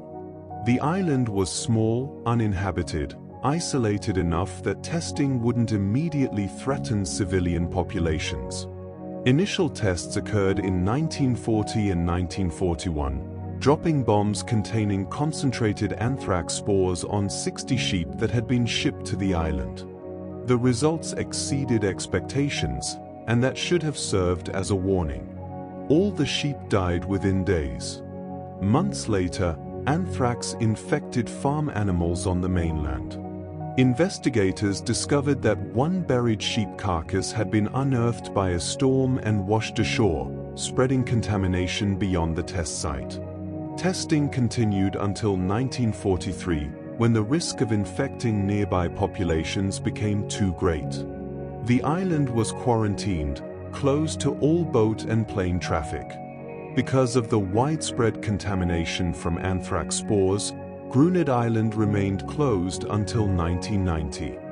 Think about that timeline. The war ended in 1945. The island remained contaminated and dangerous for 45 years afterward. By spring 1944, Operation Vegetarian was ready for deployment. Plans called for dropping the cakes in summer, after cattle had consumed the spring grass and would be desperate for additional food. The raid needed to happen quickly, in a single action, before German forces could discover what was being dropped. Fields calculated that a flight path through Oldenburg and Hanover could be completed in 18 minutes, covering 60 miles of cattle grazing land. 5 million cakes sat in storage, waiting for deployment orders. But then the Normandy invasion occurred in June 1944. Allied troops advanced across northern Europe.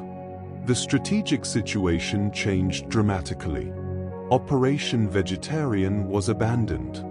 Shortly after the war ended, those 5 million anthrax-laced cakes were destroyed in an incinerator. The biological weapon that could have devastated Germany's food supply and killed countless civilians never saw use.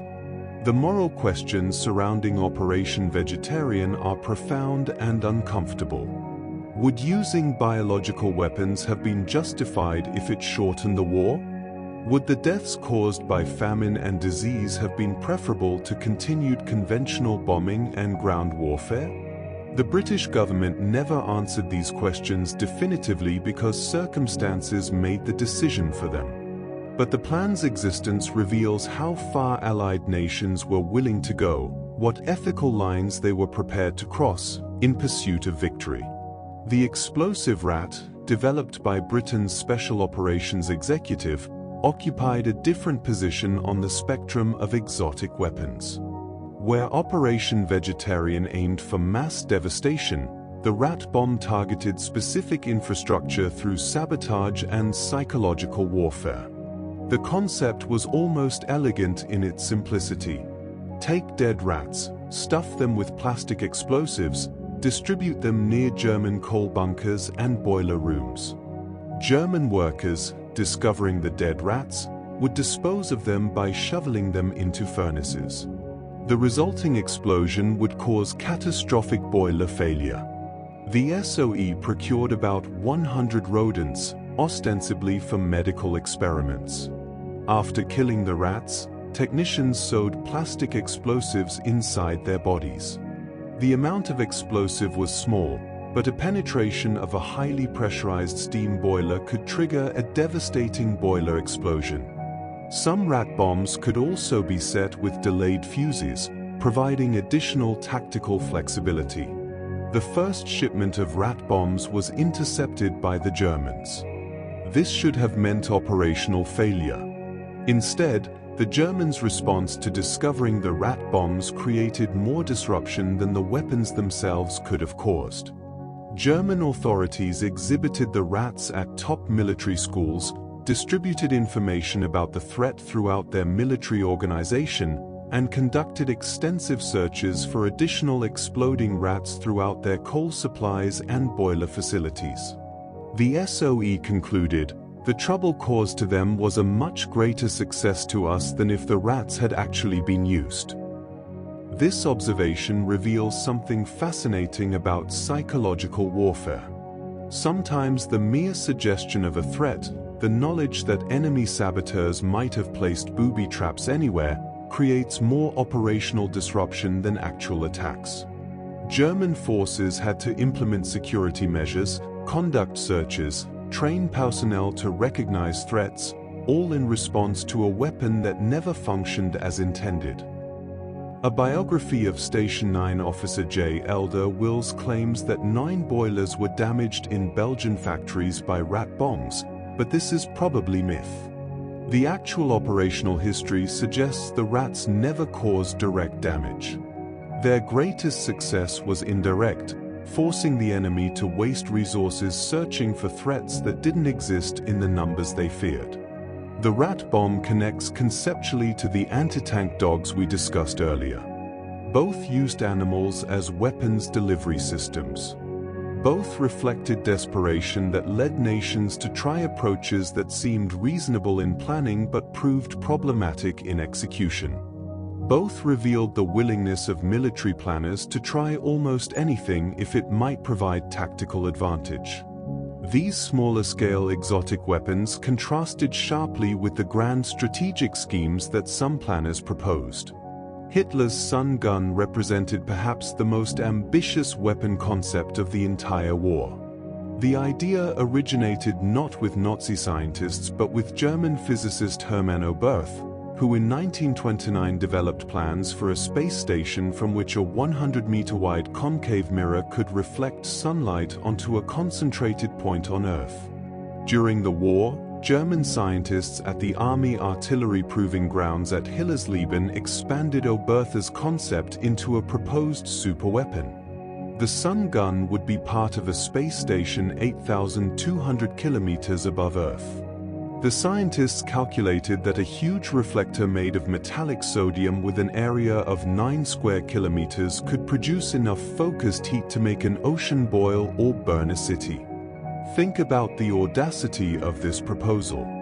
While Germany struggled to produce adequate numbers of tanks, aircraft, and conventional weapons, while Allied bombing devastated German industrial capacity, while Soviet armies advanced from the east and Western forces prepared to invade from France, some scientists proposed building a space station with a giant mirror to weaponize the sun.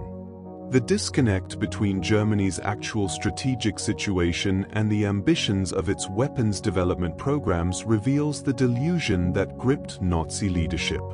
After being questioned by American officers following the war, German scientists claimed that the Sun gun could be completed within 50 or 100 years. This timeline admission undercuts any claim that the weapon represented a practical response to Germany's immediate military needs. The Sun gun was science fiction masquerading as weapons development, consuming resources that Germany desperately needed for conventional defense. Evidence suggests Japan was also attempting to develop death ray weapons. American forces uncovered this after occupying Japanese territory. The parallel development efforts reveal how desperation and technological optimism combined to produce weapons programs that had almost no chance of operational deployment during the war's timeline. The Sun gun shares characteristics with other exotic weapons programs we've discussed. It represented innovative thinking, impressive technical ambition, and complete strategic irrelevance. Building the V3 cannon, training bat bombs, developing ice carriers, researching space mirrors, all these efforts consumed resources, engaged talented engineers and scientists, produced nothing that meaningfully affected the war's outcome. Yet we shouldn't dismiss these programs entirely as wasted effort. They advanced scientific understanding, developed technologies that later found peaceful applications, trained personnel in complex engineering disciplines. The lessons learned from failure proved as valuable as the insights gained from success. Scientists working on exotic weapons programs often went on to contribute to post-war technology development. Operation Tannenbaum, Hitler's planned invasion of Switzerland, occupied a different category of strange war plans. Where the exotic weapons represented technological desperation, Tannenbaum represented ideological overreach. Before the war, Hitler repeatedly assured Switzerland that Germany would respect Swiss neutrality. These were political maneuvers, lies told to guarantee Switzerland's passivity while Germany dealt with other enemies. Nazi attitudes towards Switzerland were openly contemptuous. Hitler stated in June 1941 that Switzerland possesses the most disgusting and miserable people and political system. The Swiss are the mortal enemies of the new Germany. In August 1942, he described Switzerland as a pimple on the face of Europe, a state that no longer had a right to exist.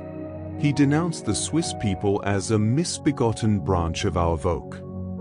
From a Nazi viewpoint, Switzerland represented everything they opposed. It was small, multilingual, decentralized, democratic.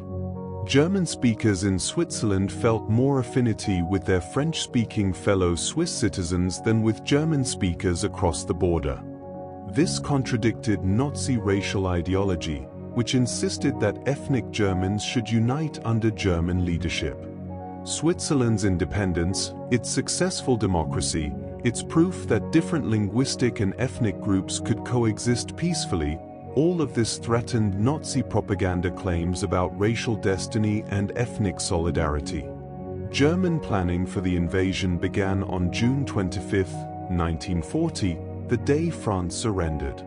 At that point, Germany had 2 million soldiers in 102 divisions in France. Switzerland and Liechtenstein were surrounded by occupied France and Axis-aligned Italy. The strategic situation looked hopeless for Swiss defense. The Swiss responded by implementing Operationsbefehl No. 10, a complete overhaul of defensive plans. The strategy was brutally pragmatic. The fortress at St. Maurice, the Gotthard Pass in the south, and the fortress at Sargans in the northeast would serve as defensive strongpoints. The Swiss army would conduct delaying actions at the border, then retreat to an alpine refuge known as the Reduit National. The population centers, all located in the flat plains in the north, would have to be abandoned to German forces.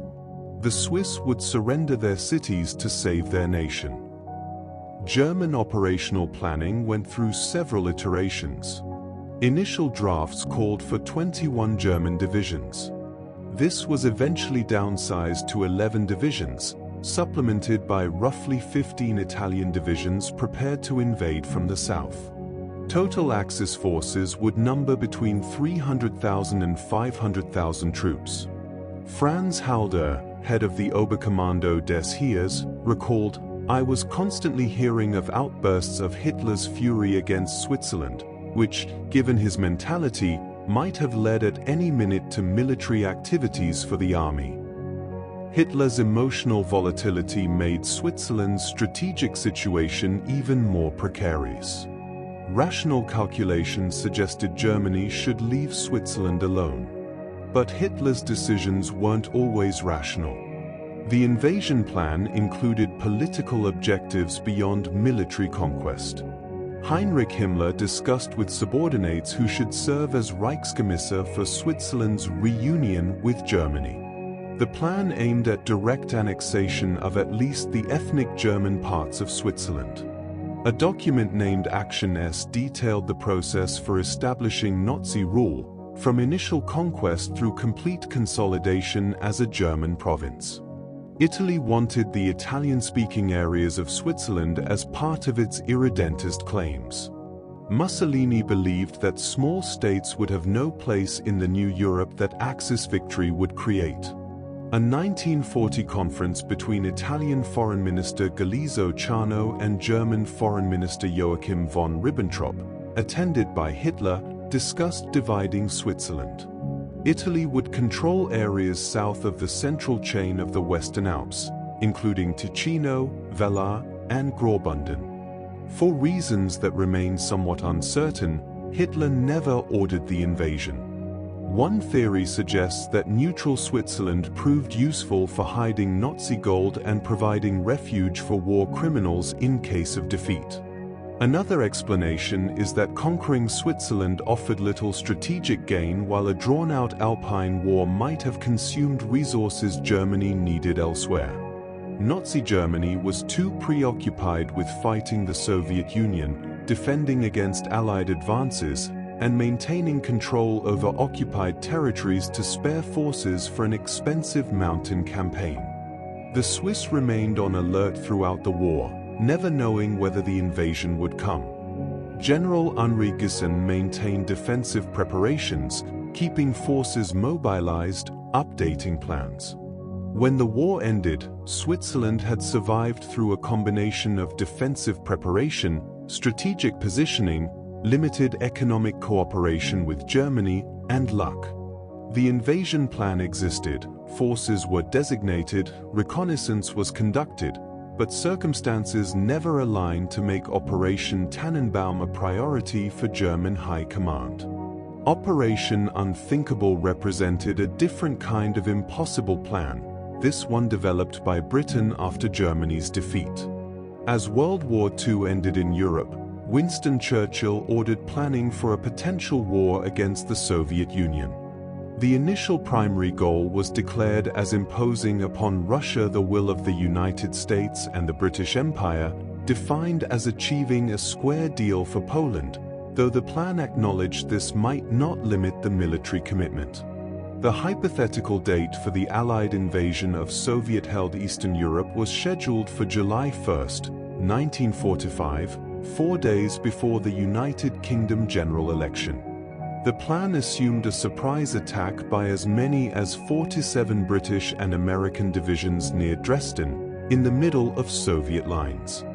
This represented almost half of the approximately 100 divisions available to British, American, and Canadian forces. The plan was considered militarily unfeasible.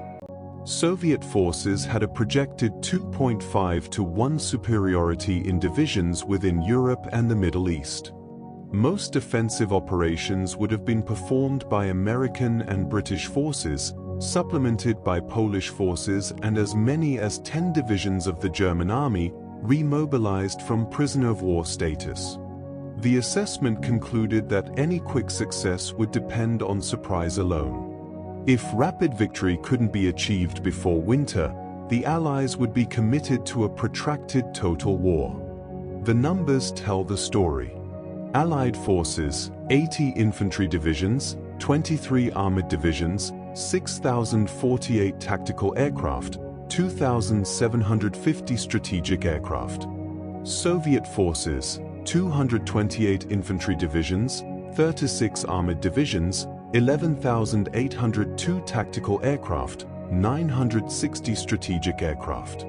The Soviets had numerical superiority in almost every category except strategic bombers.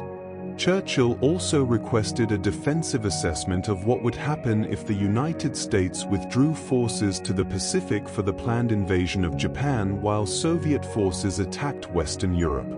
The Joint Planning Staff concluded that Britain's odds of successful defense would become fanciful without American support. They rejected Churchill's notion of retaining bridgeheads on the continent, seeing no operational advantage. Britain would have to rely on air and naval power, but faced threats from mass rocket attacks with no effective defense except strategic bombing. The plan's existence revealed several important realities about the post-war situation. First, British leadership recognized that Soviet expansion in Eastern Europe created a strategic threat. Second, they understood that confronting this threat militarily was probably impossible given Soviet conventional force superiority. Third, they acknowledged that Britain could not defend Western Europe without American support. Fourth, the wartime alliance between Western powers and the Soviet Union was already fraying before Germany's defeat. Operation Unthinkable remained secret until 1998. By then, the Cold War had ended. The plan stood as evidence of how quickly wartime allies can become potential adversaries, how strategic calculations shift with changing circumstances, how military planners must consider even scenarios that seem unthinkable. The plan's name itself suggests the ambivalence surrounding it. Calling something Operation Unthinkable acknowledges that the concept pushes beyond reasonable consideration. Yet planners thought about it anyway, developed detailed assessments, calculated force requirements, evaluated probable outcomes. Sometimes thinking about the unthinkable is necessary, even when the conclusion is that the plan should never be implemented. Operation Tracer in Gibraltar represented yet another form of impossible planning. In summer 1941, Rear Admiral John Henry Godfrey, Director of Naval Intelligence, decided to establish a covert observation post in Gibraltar that would remain operational even if Gibraltar fell to Axis forces. The scheme was sufficiently secret that meetings occurred at Godfrey's private residence rather than at Whitehall. The plan called for 6 men, sealed inside a cave in the Rock of Gibraltar, to observe and report enemy naval movements using wireless communication. The team would consist of an executive officer as leader, 2 physicians, and 3 wireless operators. They would be sealed in with enough provisions for 7 years, though the expected stay was approximately 1 year. Think about what this asked of the men who volunteered. You would be bricked up inside a chamber deep in solid rock. Outside, enemy forces would control Gibraltar. You couldn't leave. You couldn't even make noise that might reveal your location.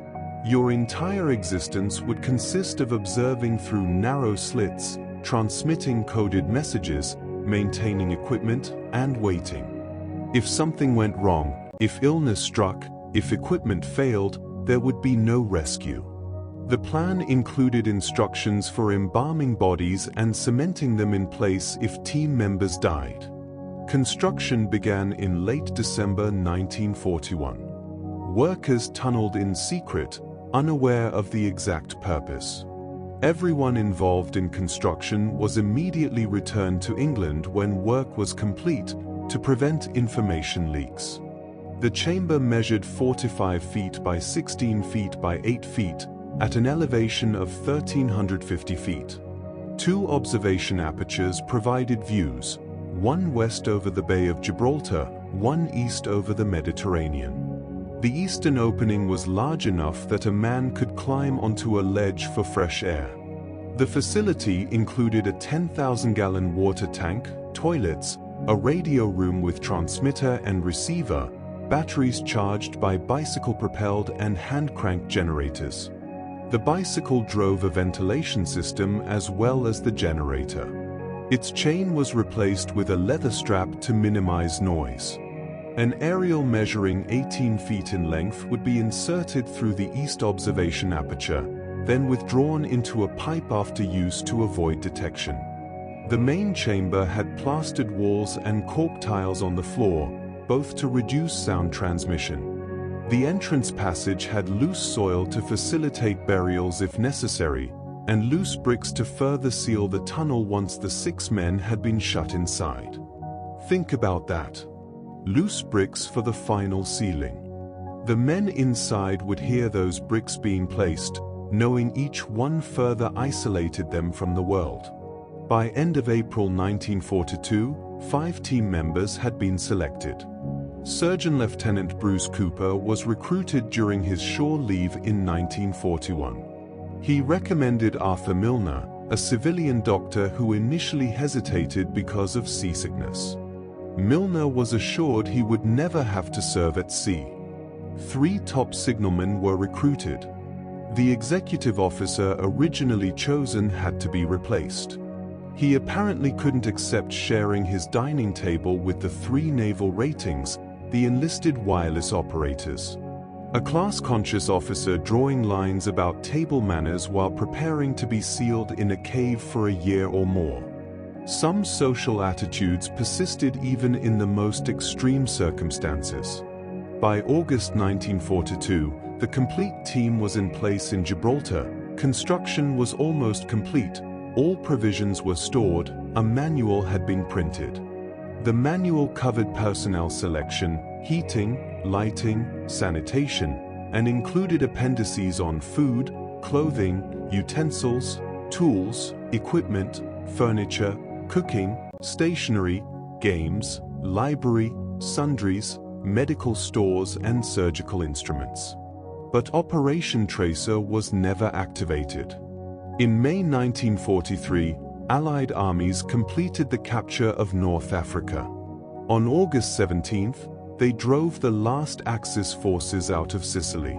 The threat to Gibraltar became negligible. On August 24, 1943, the Director of Naval Intelligence ordered one last wireless communications exercise, then ordered the chambers sealed and provisions distributed.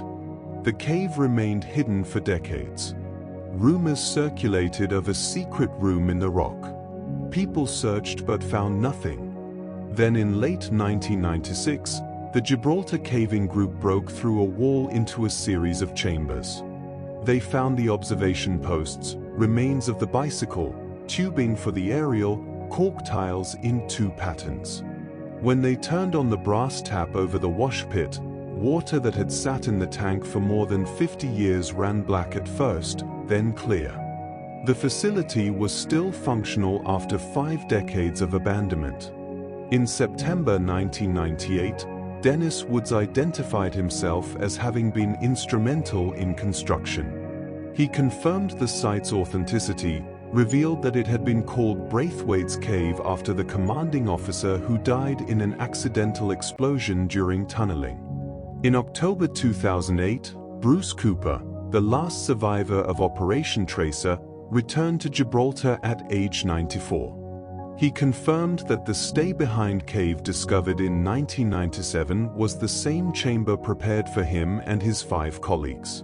Cooper died 2 years later, shortly after his 96th birthday. The plan he'd volunteered for never required his sacrifice.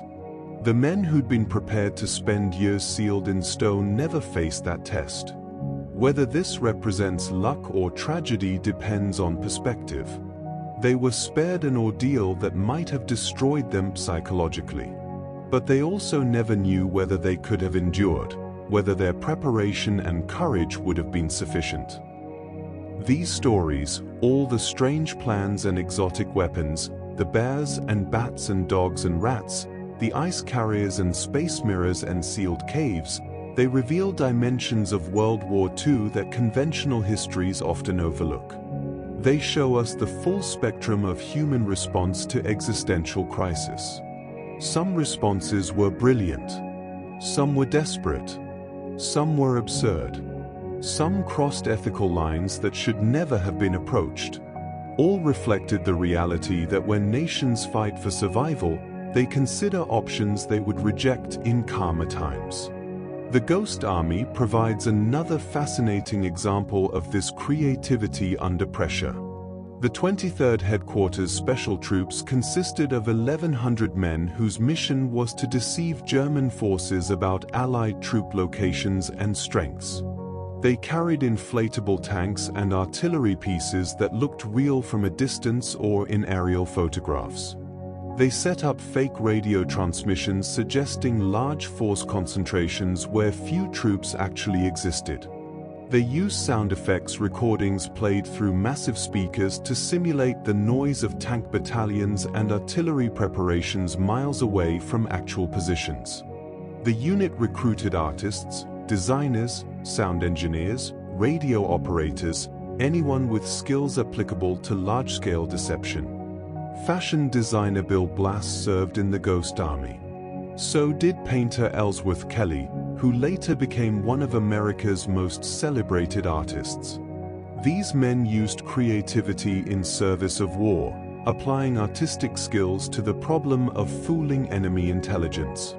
The Ghost Army conducted over 20 deception operations between June 1944 and July 1945. From the Normandy invasion through the final advance into Germany.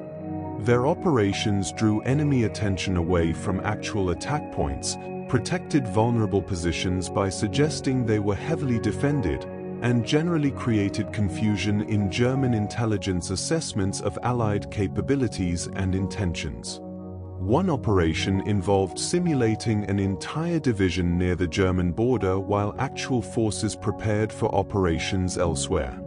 The Ghost Army set up inflatable equipment, played sound recordings suggesting thousands of vehicles and soldiers, generated radio traffic consistent with a major headquarters, even had officers drive through nearby towns in staff cars to be seen by potential informants.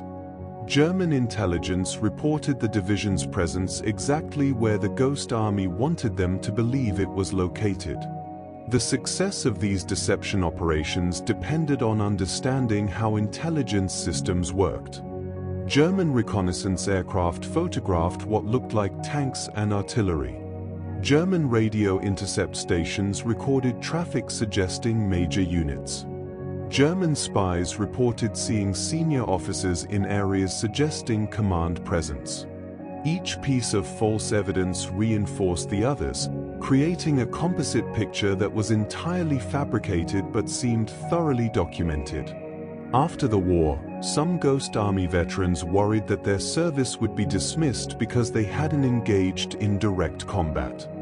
They'd participated in one of the war's most innovative and effective operations, but how do you explain to people that you won battles by carrying inflatable tanks?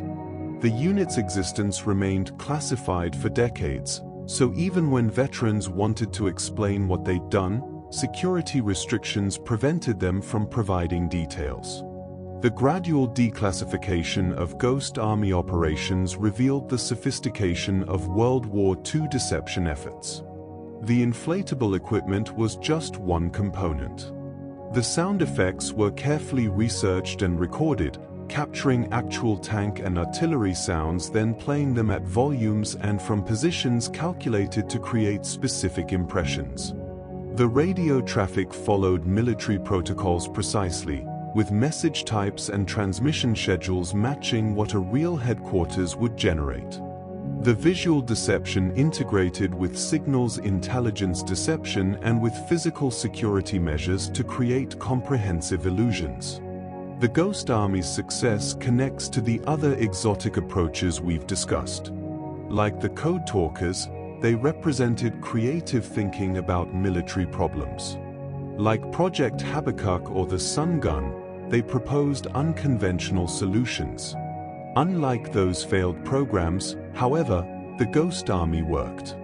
Their deceptions succeeded because they understood the operational environment, addressed real intelligence vulnerabilities, and implemented their solutions with attention to authentic detail. This contrast between successful and failed exotic programs reveals patterns worth examining. Successful innovations generally emerged from clear understanding of specific problems. The code talkers addressed a real vulnerability in military communications. The Ghost Army exploited German intelligence methods. Failed innovations often emerged from wishful thinking rather than problem analysis. The Bat Bomb imagined a perfect scenario where bats would behave exactly as hoped. The anti-tank dogs assumed battlefield conditions that didn't match reality. The pilot training deaths we discussed earlier also reflected inadequate understanding of the real problem. Military leadership understood they needed more pilots quickly. They didn't adequately understand the complexity of making training both rapid and safe. The result was a program that produced pilots but killed thousands of trainees in the process. Had they better understood the training problem's true nature, they might have designed programs that achieved both goals more effectively. These lessons apply beyond military context. When facing complex challenges, we tend to favor solutions that seem innovative over solutions that address actual problems. We get excited about novel approaches without carefully analyzing whether the novelty actually provides advantages. We underestimate implementation difficulties while overestimating our ability to make unusual plans work. The difference between successful innovation and expensive failure often comes down to how honestly we assess both the problem and our proposed solution. Operation Cornflakes, the OSS psychological warfare operation that we mentioned earlier, provides another example worth exploring in detail. The operation involved creating forged German stamps with skull imagery replacing Hitler's profile, printing fake letters containing anti-Nazi propaganda and depressing news, and dropping mailbags near bombed mail trains so German postal workers would unknowingly distribute Allied propaganda alongside legitimate mail. The operation's sophistication was remarkable. The OSS collected over 2 million German addresses from telephone directories and city registries. They studied German letter formats, paper types, handwriting styles, envelope designs. They created content that mimicked personal correspondence rather than obvious propaganda. Letters mentioned relatives killed at the front, shortages of food and fuel, rumors about Nazi leadership incompetence and corruption. The material was designed to lower morale subtly, to feel like information shared between ordinary Germans rather than enemy messaging. The forged stamps were particularly clever. They showed Hitler's death head, transforming his image into a skull, with the subscript changed from Deutsches Reich, German Empire, to Fuchsches Reich, ruined empire. Someone examining a letter quickly might not notice the alteration, but anyone who looked carefully would see the mocking transformation. The stamps themselves became propaganda, suggesting Hitler represented death and Germany's ruin. Production was substantial. A unit in Rome produced over 15,000 forged envelopes weekly. By the operation's end, they'd created 96,000 stamps. The first mission occurred January 5, 1945, targeting a mail train near Linz with 3,800 propaganda letters successfully delivered through the German postal system. 20 total missions conducted between 1944 and 1945 reported a 50% success rate, delivering over 320 mailbags containing tens of thousands of propaganda letters. But effectiveness is hard to assess. Many letters reached recipients whose homes had been destroyed or who had been displaced. Recipients who did get the mail often destroyed suspicious envelopes without reading them, fearing that possession of enemy propaganda could lead to arrest. By late 1944, most Germans understood the war was lost, so propaganda about military defeats told them nothing they didn't already know. The operation probably had minimal impact on German civilian morale or on the war's outcome. Yet Operation Cornflakes revealed Allied understanding of psychological warfare's potential. They recognized that undermining enemy morale could contribute to victory. They understood that subtle propaganda might be more effective than obvious messaging. They demonstrated remarkable operational sophistication in creating and distributing the forged materials. The operation failed not because the concept was flawed, but because implementation came too late in the war and couldn't overcome practical obstacles like destroyed infrastructure and displaced populations. This pattern of sophisticated planning producing minimal results appears throughout the war's exotic weapons programs. The planning for Operation Tannenbaum was thorough and professional. German military intelligence had surveyed Swiss defensive positions, analyzed probable Swiss strategies, calculated force requirements, developed operational plans. But the operation never happened because strategic circumstances didn't justify the cost and risk. Similarly, Operation Tracer in Gibraltar involved meticulous planning and construction, but never required activation because the threat it was designed to address never materialized. Perhaps this is the most important lesson from all these strange weapons and impossible plans. Success in war depends less on exotic innovation than on matching capabilities to circumstances, understanding actual problems, implementing solutions that work in real operational conditions. The Code Talkers succeeded because they solved a real problem with a practical solution. The Ghost Army succeeded because their deception addressed actual German intelligence vulnerabilities. The anti-tank dogs failed because the solution didn't match battlefield realities. The Bat Bombs failed because they couldn't deliver reliable results under operational conditions. The Space Mirror failed before it began because the technology to build it didn't exist and wouldn't exist for decades. The Ice Carrier failed because conventional solutions to the Atlantic Gap problem emerged before the exotic ice ship could be built. Operation Vegetarian was abandoned because conventional military progress made biological warfare unnecessary. Operation Unthinkable was rejected because the military balance made victory unlikely and the cost of attempting it unjustifiable. Yet we shouldn't view these failures as simply wasted effort. They represented serious attempts to solve real problems.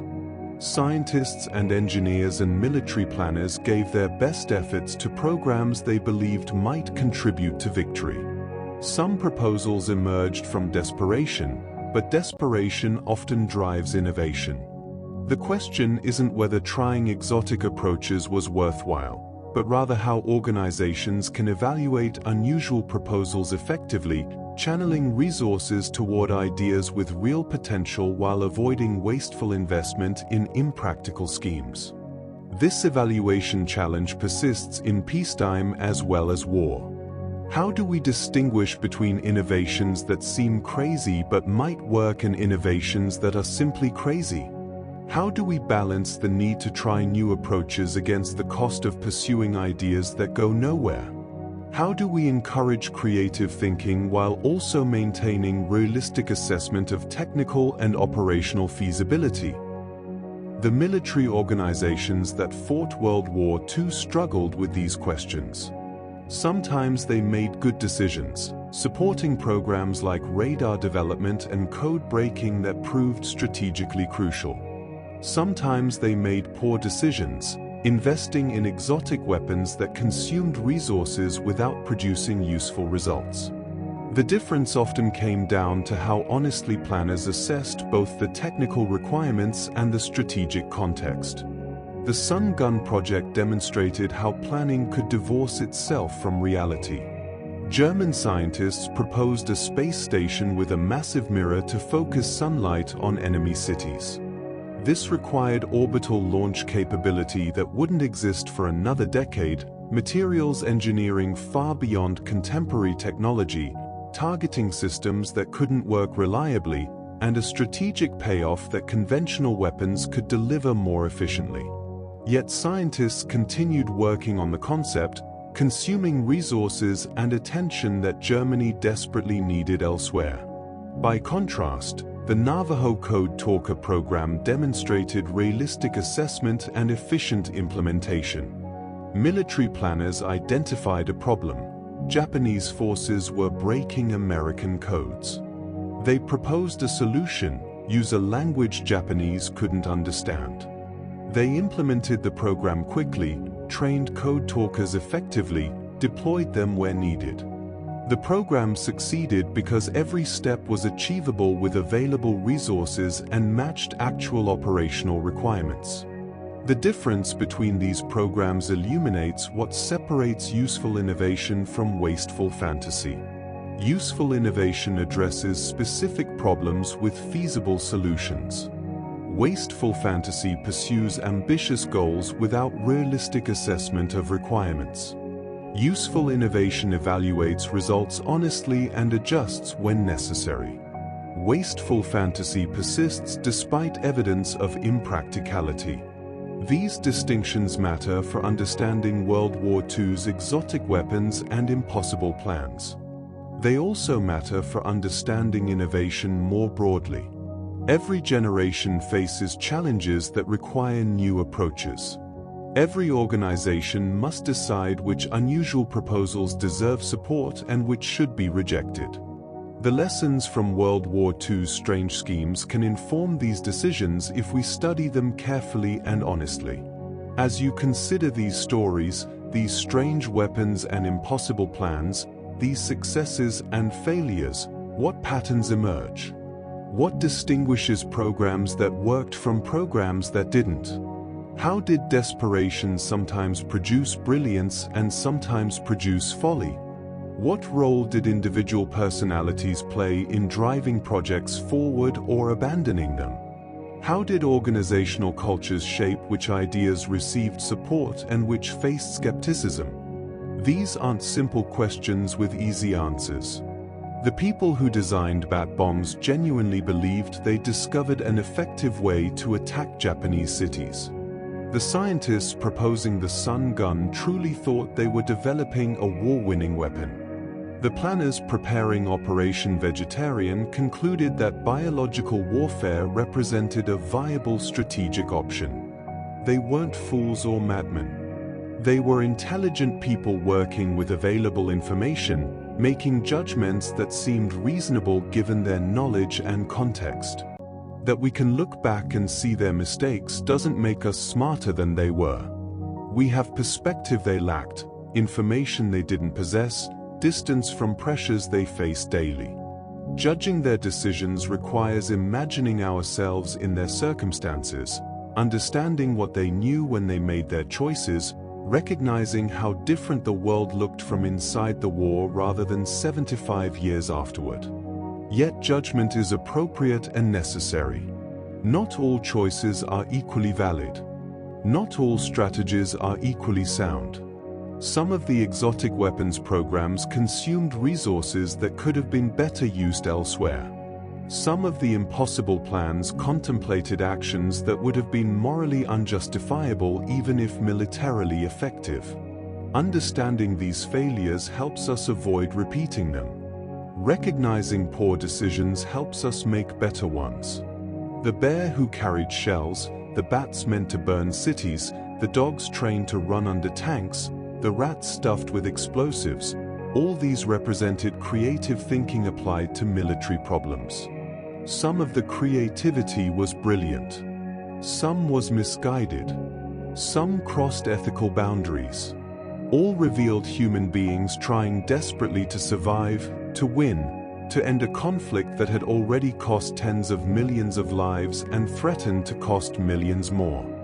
The ice carrier, the space mirror, the anthrax cakes, the forged propaganda, the secret cave, the planned invasions that never happened, all these represented planning for contingencies, preparing for scenarios that might never occur, trying to anticipate enemy moves and counter them effectively.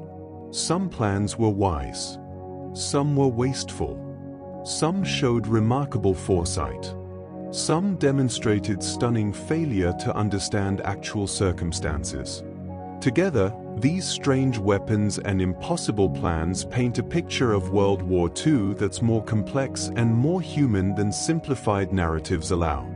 They show us nations making choices, individuals facing decisions, organizations balancing competing priorities. They reveal creativity and foolishness, brilliance and delusion, courage and moral compromise, all mixed together in the chaos of total war.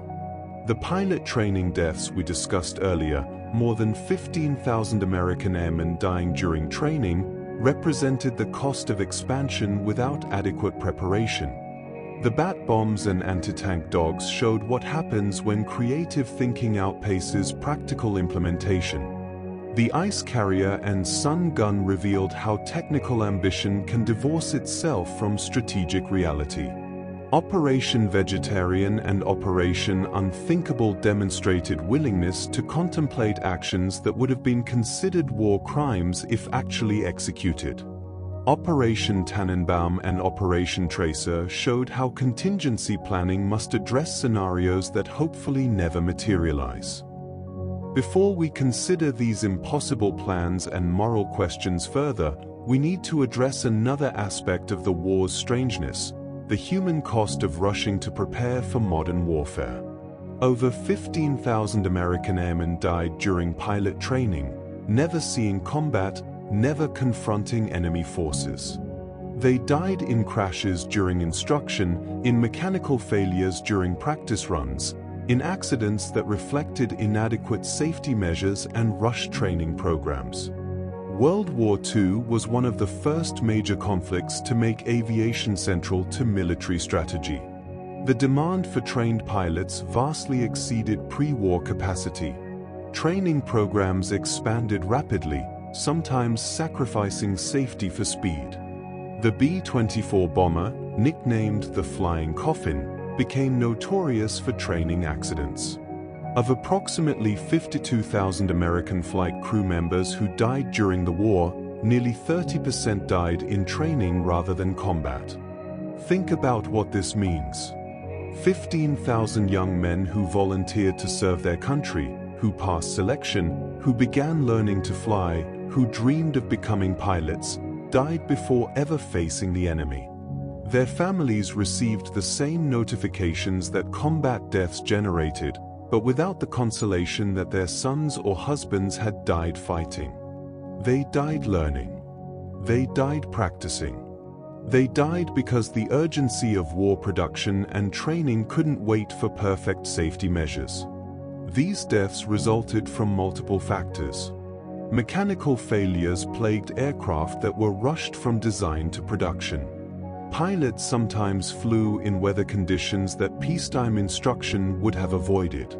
Training instructors, themselves often hastily trained, sometimes lacked the experience to prevent student errors from becoming fatal. Airfields constructed quickly to meet expanding demand sometimes had inadequate facilities.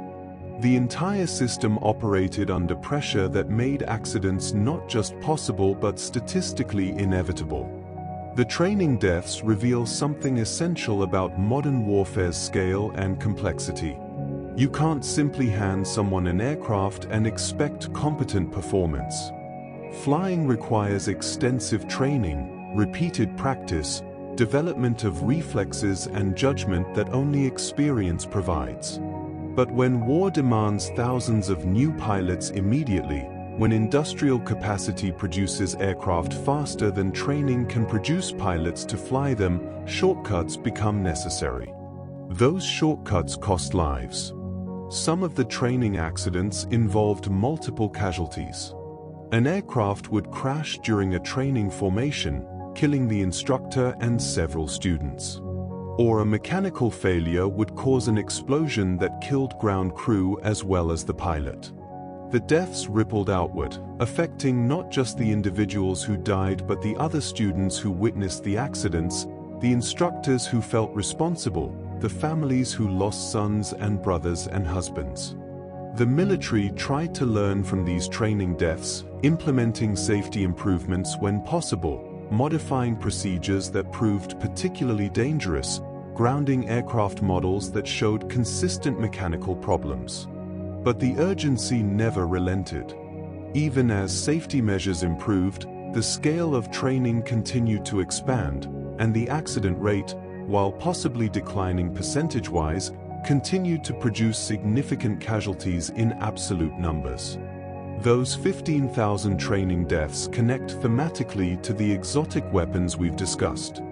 Both represent the gap between planning and reality, between what seems reasonable in theory and what proves practical in implementation.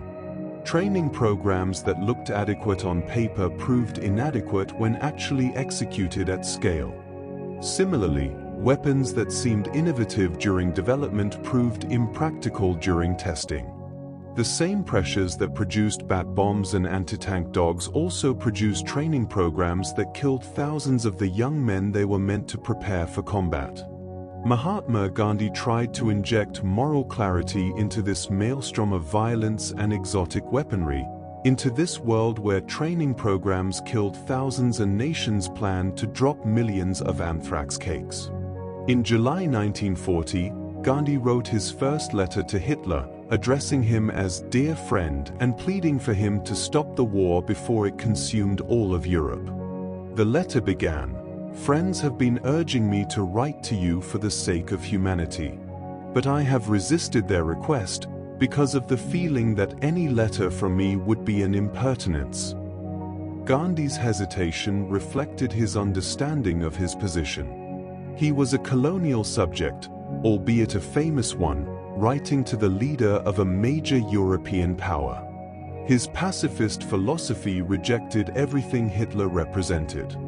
Yet his principles compelled him to try, to make the appeal, to speak for humanity even knowing the effort would almost certainly fail. The letter continued, "We have no doubt about your bravery or devotion to your fatherland, nor do we believe that you are the monster described by your opponents. But your own writings and pronouncements and those of your friends and admirers leave no room for doubt that many of your acts are monstrous and unbecoming of human dignity." This careful phrasing revealed Gandhi's diplomatic skill. He acknowledged Hitler's perspective while clearly condemning his actions. He separated the person from the policies, trying to appeal to whatever human decency might remain. Gandhi wrote, "It is quite clear that you are today the one person in the world who can prevent a war which may reduce humanity to the savage state. Must you pay that price for an object however worthy it may appear to you to be? Will you listen to the appeal of one who has deliberately shunned the method of war not without considerable success?" Here Gandhi positioned himself as someone who had achieved political goals through nonviolence, who could speak from experience about alternative approaches to conflict. The letter ended, "I anticipate your forgiveness, if I have erred in writing to you. I remain, your sincere friend, M.K. Gandhi." The formal politeness, the profession of sincere friendship toward a man whose ideology represented everything Gandhi opposed, This reflected both diplomatic convention and Gandhi's genuinely held belief that all humans possess inherent dignity that should be respected even when their actions are condemned. It's unclear whether this first letter ever reached Hitler. British authorities controlled mail from India, and they had strong reasons to prevent communication between their most troublesome colonial subject and their primary enemy. Even if Churchill's government had wanted to allow the letter through, they might have judged that highlighting Gandhi's peace efforts would undermine domestic morale in Britain. So the letter may have been intercepted and filed away, never reaching its intended recipient. Gandhi wrote a second letter in December 1940, this time more directly challenging Hitler's actions and ideology. By this point, the Battle of Britain had been fought, the Blitz had ravaged London and other British cities, and Nazi intentions towards civilian populations had become clearer. Gandhi's second letter was more pointed, less diplomatic, more willing to directly confront the evil of Nazi policies.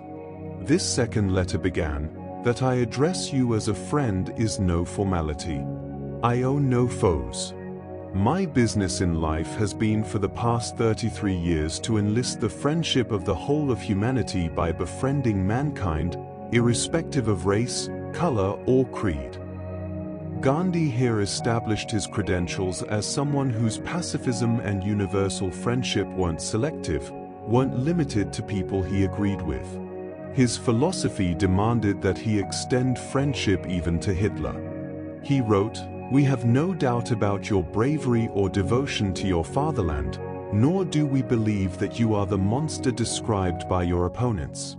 But your own writings and pronouncements, and those of your friends and admirers, leave no room for doubt that many of your acts are monstrous and unbecoming of human dignity, especially in the estimation of men like me who believe in universal friendliness."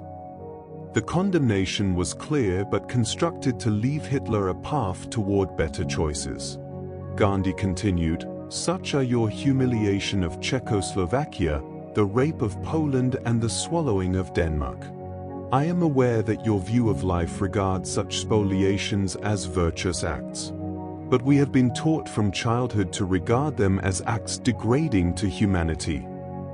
Here Gandhi directly confronted Nazi ideology, rejecting the premise that military conquest represented virtue or strength. He appealed to Hitler's claimed concern for German well-being, "Hence we cannot possibly wish success to your arms." But then he added, "But ours is a unique position. We resist British imperialism no less than Nazism. If there is a difference, it is in degree. 1/5 of the human race has been brought under the British heel by means that will not bear scrutiny." This moral equivalence between British imperialism and Nazism may seem shocking now, but it reflected Gandhi's consistent philosophy. He opposed all forms of domination, all systems that denied human dignity and self-determination. From his perspective as a colonial subject, British rule in India represented oppression that differed from Nazi oppression more in method than in fundamental nature. Gandhi concluded, "Our resistance to it does not mean harm to the British people. We seek to convert them, not to defeat them on the battlefield. Ours is an unarmed revolt against the British rule. But whether we convert them or not, we are determined to make their rule impossible by non-violent non-cooperation." He invited Hitler to consider non-violent resistance as an alternative to military conquest, knowing even as he wrote that Hitler would find the suggestion absurd.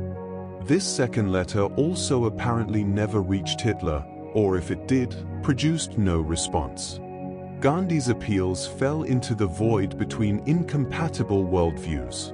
Hitler's philosophy was built on power, on the belief that strength determined right, on the conviction that certain races were meant to dominate and others to serve or die. Gandhi's philosophy was built on moral authority, on the belief that truth and justice ultimately prevailed, on the conviction that all humans possessed inherent dignity regardless of race or nationality. The collision between these philosophies could produce no common ground. Hitler would have viewed Gandhi's pacifism as weakness, his non-violent resistance as cowardice disguised as principle. Gandhi viewed Hitler's militarism as barbarism, his racism as evil that no military victory could justify. Neither could persuade the other because they spoke fundamentally different moral languages. Yet Gandhi's attempt matters profoundly. It reminds us that even during the war, even when violence seemed to be the only language that mattered, some voices continued to insist on moral principles, to refuse to accept that total war justified any means, to maintain that some actions remain wrong regardless of strategic necessity. Gandhi's pacifism proved impractical as a direct response to Nazi aggression. Britain couldn't have defeated Germany through non-violent resistance. The Jews of Europe couldn't have survived the Holocaust through moral appeals. But Gandhi's insistence on ethical constraints, his refusal to abandon principle in the face of expedience, provided a counterpoint to the moral compromises that war demanded. It reminded people that choices existed, that nations decided how they would fight, that some lines didn't have to be crossed even when crossing them might bring victory closer. Gandhi represented the conscience that war tries to silence, the voice that asks uncomfortable questions about means and ends. Consider how Gandhi's position contrasts with Operation Vegetarian. Gandhi wrote letters pleading for peace and an end to violence. British scientists prepared to drop 5 million anthrax cakes that would have caused mass death through biological warfare.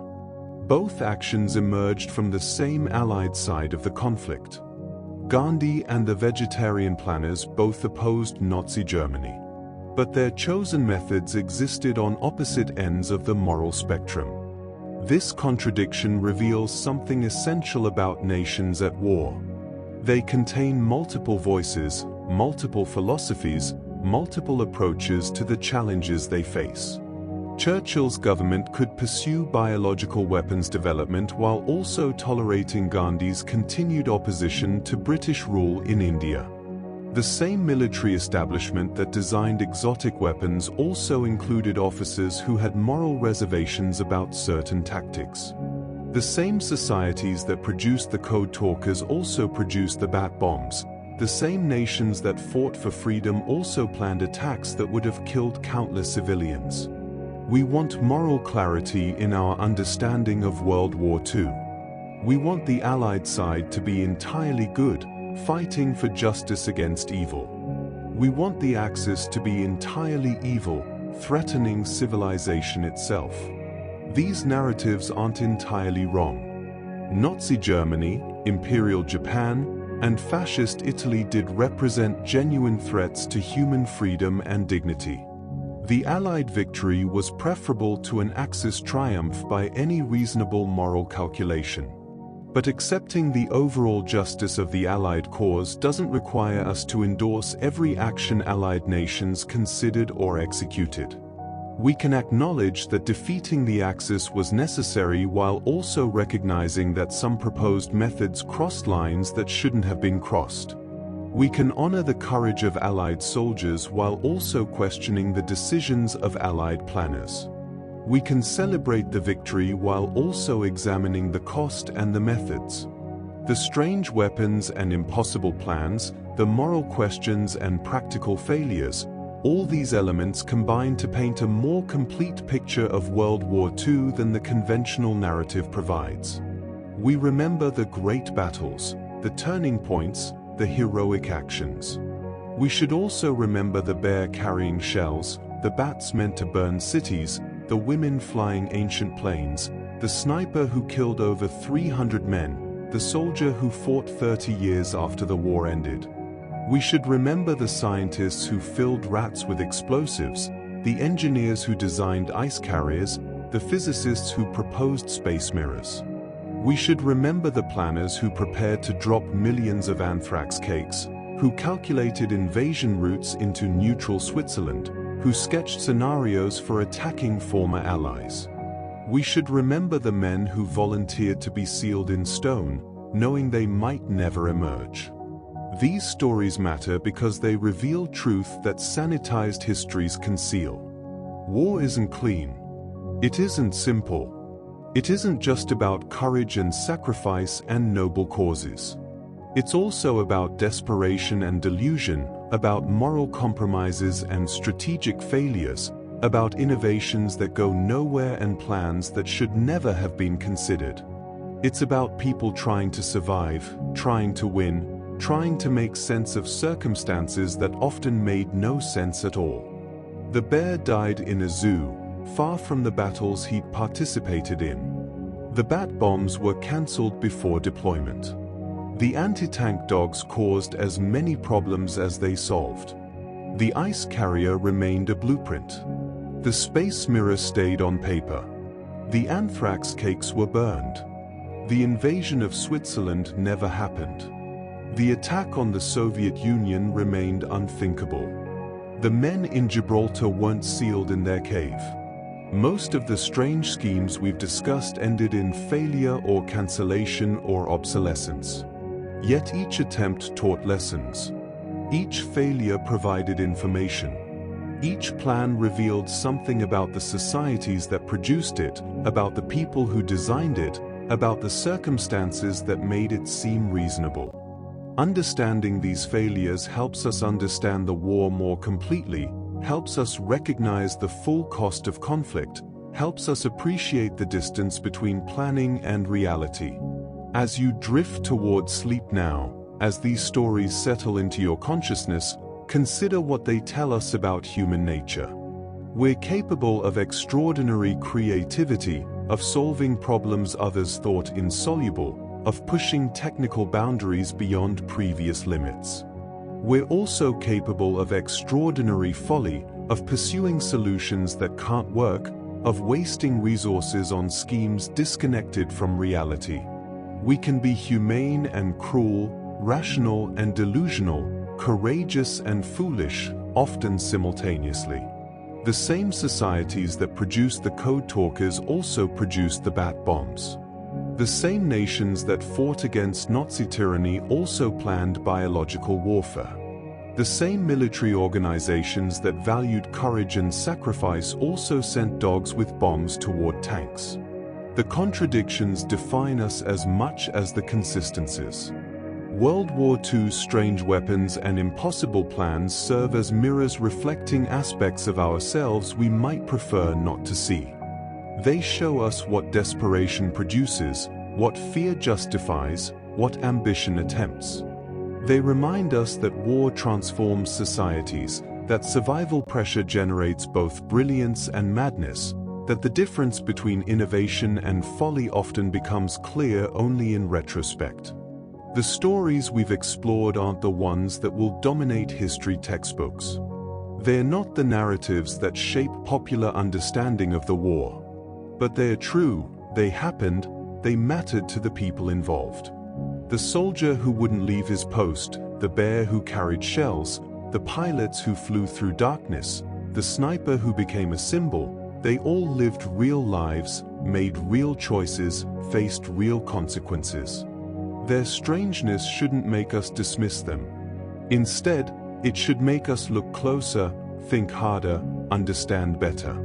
History isn't just about the great sweep of events.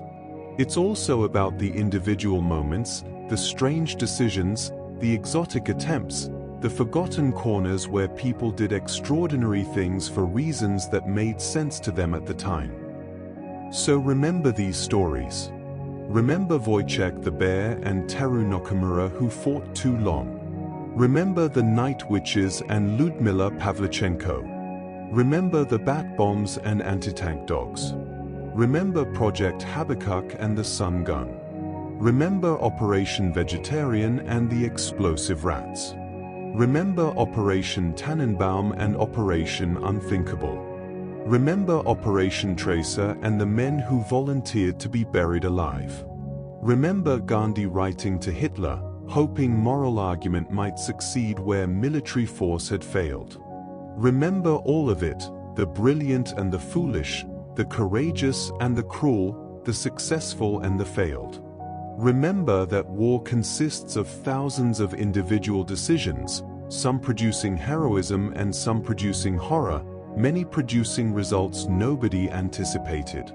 Remember that the people who made these decisions were human, like us, doing what they thought necessary given circumstances we can barely imagine. And as you remember, as sleep approaches, let these stories remind you that history is richer and stranger than we usually acknowledge. Behind every textbook summary lie countless individual experiences. Behind every grand narrative stand individual people making choices, facing consequences, trying to survive. Their stories matter, even the strange ones, perhaps especially the strange ones, because they show us dimensions of human experience that conventional history overlooks. The Second World War ended 75 years ago, but its stories continue to surface, continue to surprise us, continue to reveal complexity we thought we understood. Each strange weapon, each impossible plan, each forgotten soldier adds detail to our understanding. The picture becomes more complete, more nuanced, more honest. We'll never know everything about that terrible conflict. Too much was lost, too many witnesses have died, too many documents were destroyed. But we can keep looking, keep learning, keep adding to our collective understanding.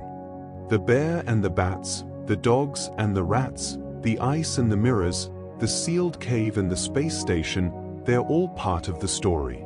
They all deserve remembering. So sleep now. Let these stories rest with you. Tomorrow, more history awaits, more forgotten corners to explore, more reminders that the past is never quite what we think it is. For tonight, know that you've touched something true, something strange, something worth remembering about the largest conflict humanity has ever fought. These aren't just historical curiosities or entertaining anecdotes.